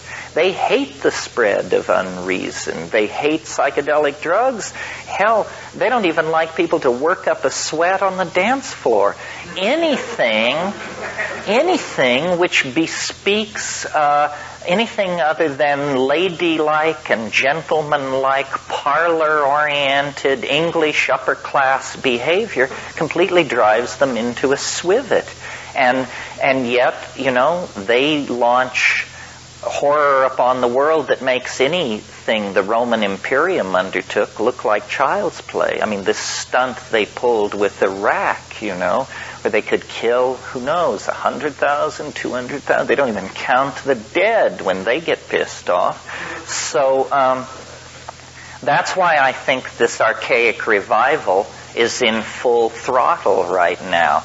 I think the dominator model is doomed. And all the things that are coming forward, the assertiveness of racial minorities, the assertiveness of sexual and intellectual minorities, people are just saying, we're not going to take it anymore. And don't tell us what to believe, and don't tell us what drugs to take, and don't tell us what's politically correct, because your record is a nightmare. And this general discontent spreading through society is, I think, keeping a lot of these dominator types up late at night trying to figure what's going on. I mean, can you imagine being in charge of the planet as though, suppose you were the CEO of General Motors or something like that? I mean, every piece of data that crosses your desk says, you're in trouble, big trouble. Somebody had a question. Yeah. I just getting back to UFOs and extraterrestrial visitation. Are you saying that these things are merely unconscious projections that have no objective reality? No, I'm saying they're coming from another dimension of some sort that actually has a plan for the human race that is larger than the plan of the people who seek to run this society. Their plan, it's a brilliant plan. Their plan is, let's keep everything as much the same as possible. I mean, since World War II, they have been at war with the future. They do not want to let the future happen. And of course, the future is building up like a log jam in a river. And what it means is when the future finally tears loose and overwhelms these structures that they have built, it's going to be more dramatic, more sudden, more violent than they could ever have dreamed of or imagined. The establishment, yeah. Who are they? Who? So the aliens then are doing what? They want to protect us from this cataclysmic future? No, they're forcing the evolution of language. The real cataclysmic future does not lie in the propagation of the errors of industrial materialism. The real transformation of the future is built into the rocks, the ocean, the animals. It's not coming from human beings. The people who think they're running the world are dreaming. I'm completely convinced that no one is in control, and that this is very good news. Nobody is in control. Not the Communist Party, the Vatican, the World Bank. Nobody is in control. There may be groups who dream of controlling, but their frustration level must be approaching infinity at this point. Looks like all of the radio signs on the highway. The radio is not big. Yeah, that's right, exactly. Yeah. For thousands of years, people went to the Yellowstone mystery, the dominant mystery cult of the time, psychedelic days. And yet, during the Christian era, the entire thing was destroyed, so we hardly even know what happened there. Why did that happen? Was the Yellowstone Grammar cult, were they somehow corrupted by Rome, were they taken over by Rome, or were they elitists, or what happened? No, this was a military event. Alaric the Visigoth and his folks were moving south through the Peloponnesus. And they were burning and destroying everything in their path. I mean, when we say that they burned Eleusis, it was in the act of burning Greece that they burned Eleusis. It was a case of military conquest. See, it wasn't, people think that these barbarians who invaded the Roman Empire were not Christian. Most of them were. They had converted to Christianity long before they breached the frontiers of the empire. So Alaric was not necessarily just a looter who was basically doing the Inquisition thing and burning, killing anybody who was not Christian. So yeah, he was just prosecuting a military campaign in the classical manner. So therefore he killed all the priests? Yes, he killed the priests, he tore down the walls, he leveled it, in other words.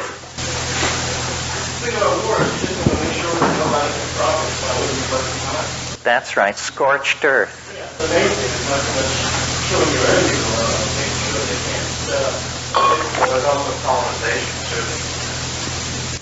True, yeah. A moment ago you said that the appearance of these UFOs and people's interpretation and reaction to them.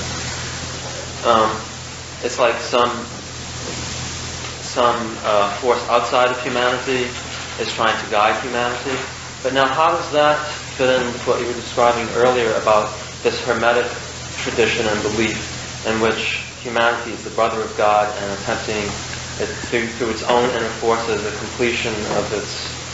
No, well, this is a good question. The way to steer the Hermetic question toward the UFO question is to look at, and I did want to look at this in the course of the day, this concept of the philosopher's stone. You see, alchemy arises out of Hermeticism. Essentially, Hermeticism is the philosophy that stands behind alchemy, which is the workbench activity of this magical system. The philosopher's stone is it's a concept of a universal medicine that cures all diseases, that confers immortality, that brings happiness and understanding. But it's more than that. It's everything you want it to be. And the flying saucer is this same idea. The flying saucer, if you're really interested in this, the best book ever written on flying saucers, or one of the best, was written just a couple of years after the first flying saucers were seen. It's by Carl Jung, and it's called Flying Saucers, a modern myth of things seen in the sky. And he talks there about how the human mind has an appetite for what are called totality symbols. The human mind is always trying to complete itself, fix itself in some way. And mandalas and certain kinds of symbols have the quality of indicating that this completion is underway. In the 15th and 16th century, before the rise of modern science, people didn't know what matter really was. They didn't really know what was possible with matter. So they would, get glass flasks and combine horse manure and blood and all these things, and they would cook it for weeks and weeks, and they would observe color changes. And they did not have the kind of very fixed notion of the separation between mind and matter that we have, because we have been trained to see mind and matter as tremendously separate categories. So these alchemists, working often day and night in remote areas, on, bad food and ergot-infested bread and what have you.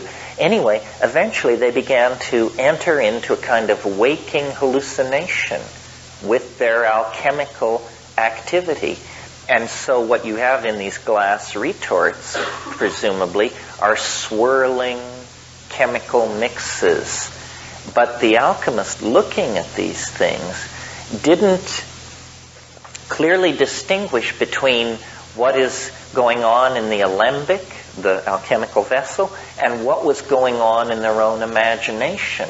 The two categories weren't separate. So Jung noticed that these descriptions of chemical procedures that out of alchemy are not to be taken seriously as real recipes.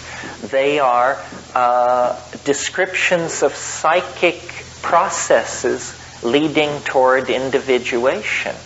Well, in a sense, the flying saucer is nothing more than a modern rebirth of the philosopher's stone. I mean, the flying saucer is the universal panacea at the end of time. It's the thing which cannot exist, but which does exist, and which, if we could obtain it, everything would be different. You see, we've swapped out elementals for aliens. And we've swapped out the philosopher's stone for the flying saucer. Nevertheless, if we were to attain the flying saucer, it would be the equivalent of these 16th century people obtaining the philosopher's stone. We are so bound into the concept of the fixity of matter and its separateness from us as a mental category that we really rarely exercise our imagination in the way that that these early people did. For us, everything stands still. I mean, it's a mental exercise you should do for yourself sometime, is imagine that you had a material that could do anything. This is what the philosopher's stone is. It's a material object, and it can do anything. Well, what do I mean by anything?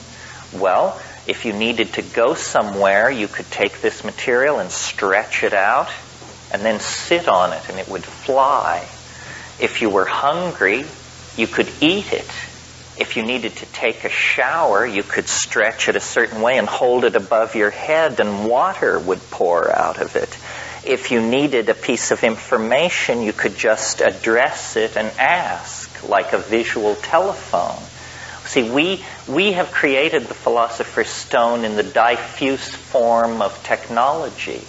We can do everything I just described: fly, talk to people at great distances, eat synthetic food, and so on. But we have solved each problem separately. Now, in a way, the computer is an interesting leap toward the philosopher's stone, because if you analyze what a computer is it's a machine which can do anything. You have to tell it what you want it to be. If you want it to balance your checking account, it can do that. If you want it to predict the weather, it can do that. If you want to play a game with it, it can do that. It's mind-boggling to realize that anything you can conceive of, the computer can simulate. The computer is the first in a long line, extending into the future from this point in time, of omnipurpose machines. We're going to move into a world where you don't have a telephone to call your friend, a fork to spear your meat, and a comb to tease your locks. You have one thing, and this one thing does whatever you need to have done. Technology is beginning to compress, and it will, of course, be a kind of computer, but it will be voice programmable to do anything. Well, this is a very hermetic ideal, and we are migrating toward this kind of a fusion of possibilities. This is the secret of how to dematerialize culture. Make machines which can do more than one thing. Make machines which can do thousands of things, but always return to being a little ball or a little box or something. You're listening to the Psychedelic Salon, where people are changing their lives one thought at a time.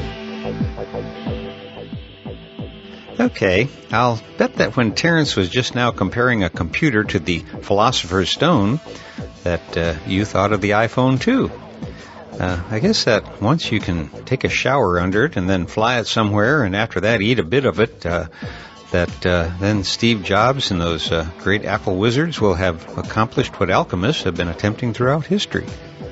Of course, my guess is that if those ancient alchemists arrived on the scene today and saw the current version of the iPhone, they'd probably think it was better than any stone they'd been thinking of.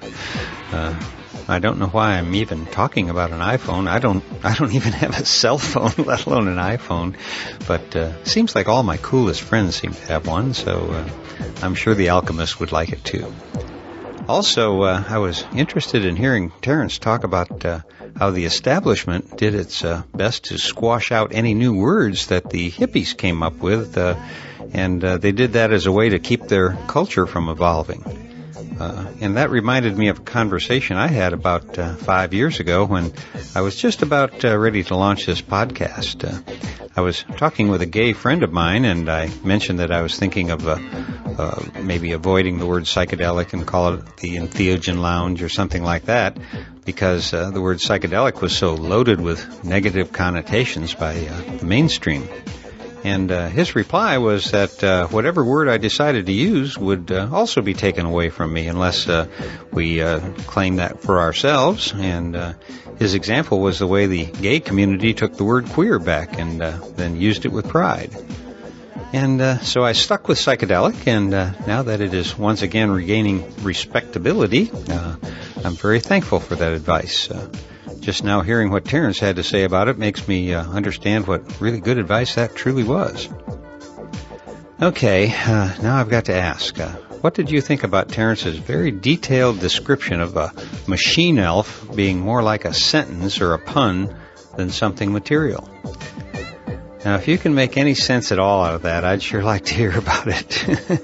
I've been over his machine elf rap quite a few times just before going into DMT space, and my experiences, even if I could describe them, were nothing like what Terence talks about. And by the way, and I think I mentioned this before, I actually did have one experience where I encountered real knobby-nosed, bumpy-headed little Disney-like elves. There were 4 of the little buggers, and we actually conversed for a while and had a laugh. But that's another story for another day. My only point being that we may not want to take Terence's descriptions too literally, or you may wind up kind of disappointed with an experience that otherwise you would have thought was awesome.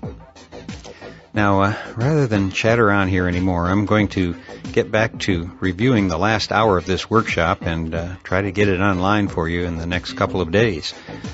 It looks like there's about an hour left that we haven't heard yet, and that'll give me a little chance at the end to pass along some of my observations about the Psychedelic Science Conference that was held a week or so ago. But for now, I'll just close today's podcast by once again reminding you that this and most of the podcasts from the Psychedelic Salon are freely available for you to use in your own audio projects under the Creative Commons Attribution Non-Commercial Share-alike 3.0 license. And if you have any questions about that, just click the Creative Commons link at the bottom of the Psychedelic Salon webpage, which you can find at psychedelicsalon.org. And if you're interested in the philosophy behind the salon, you can hear all about it in my novel, The Genesis Generation, which is available as an audiobook that you can download at genesisgeneration.us. And for now, this is Lorenzo signing off from Cyberdelic Space. Be well, my friends.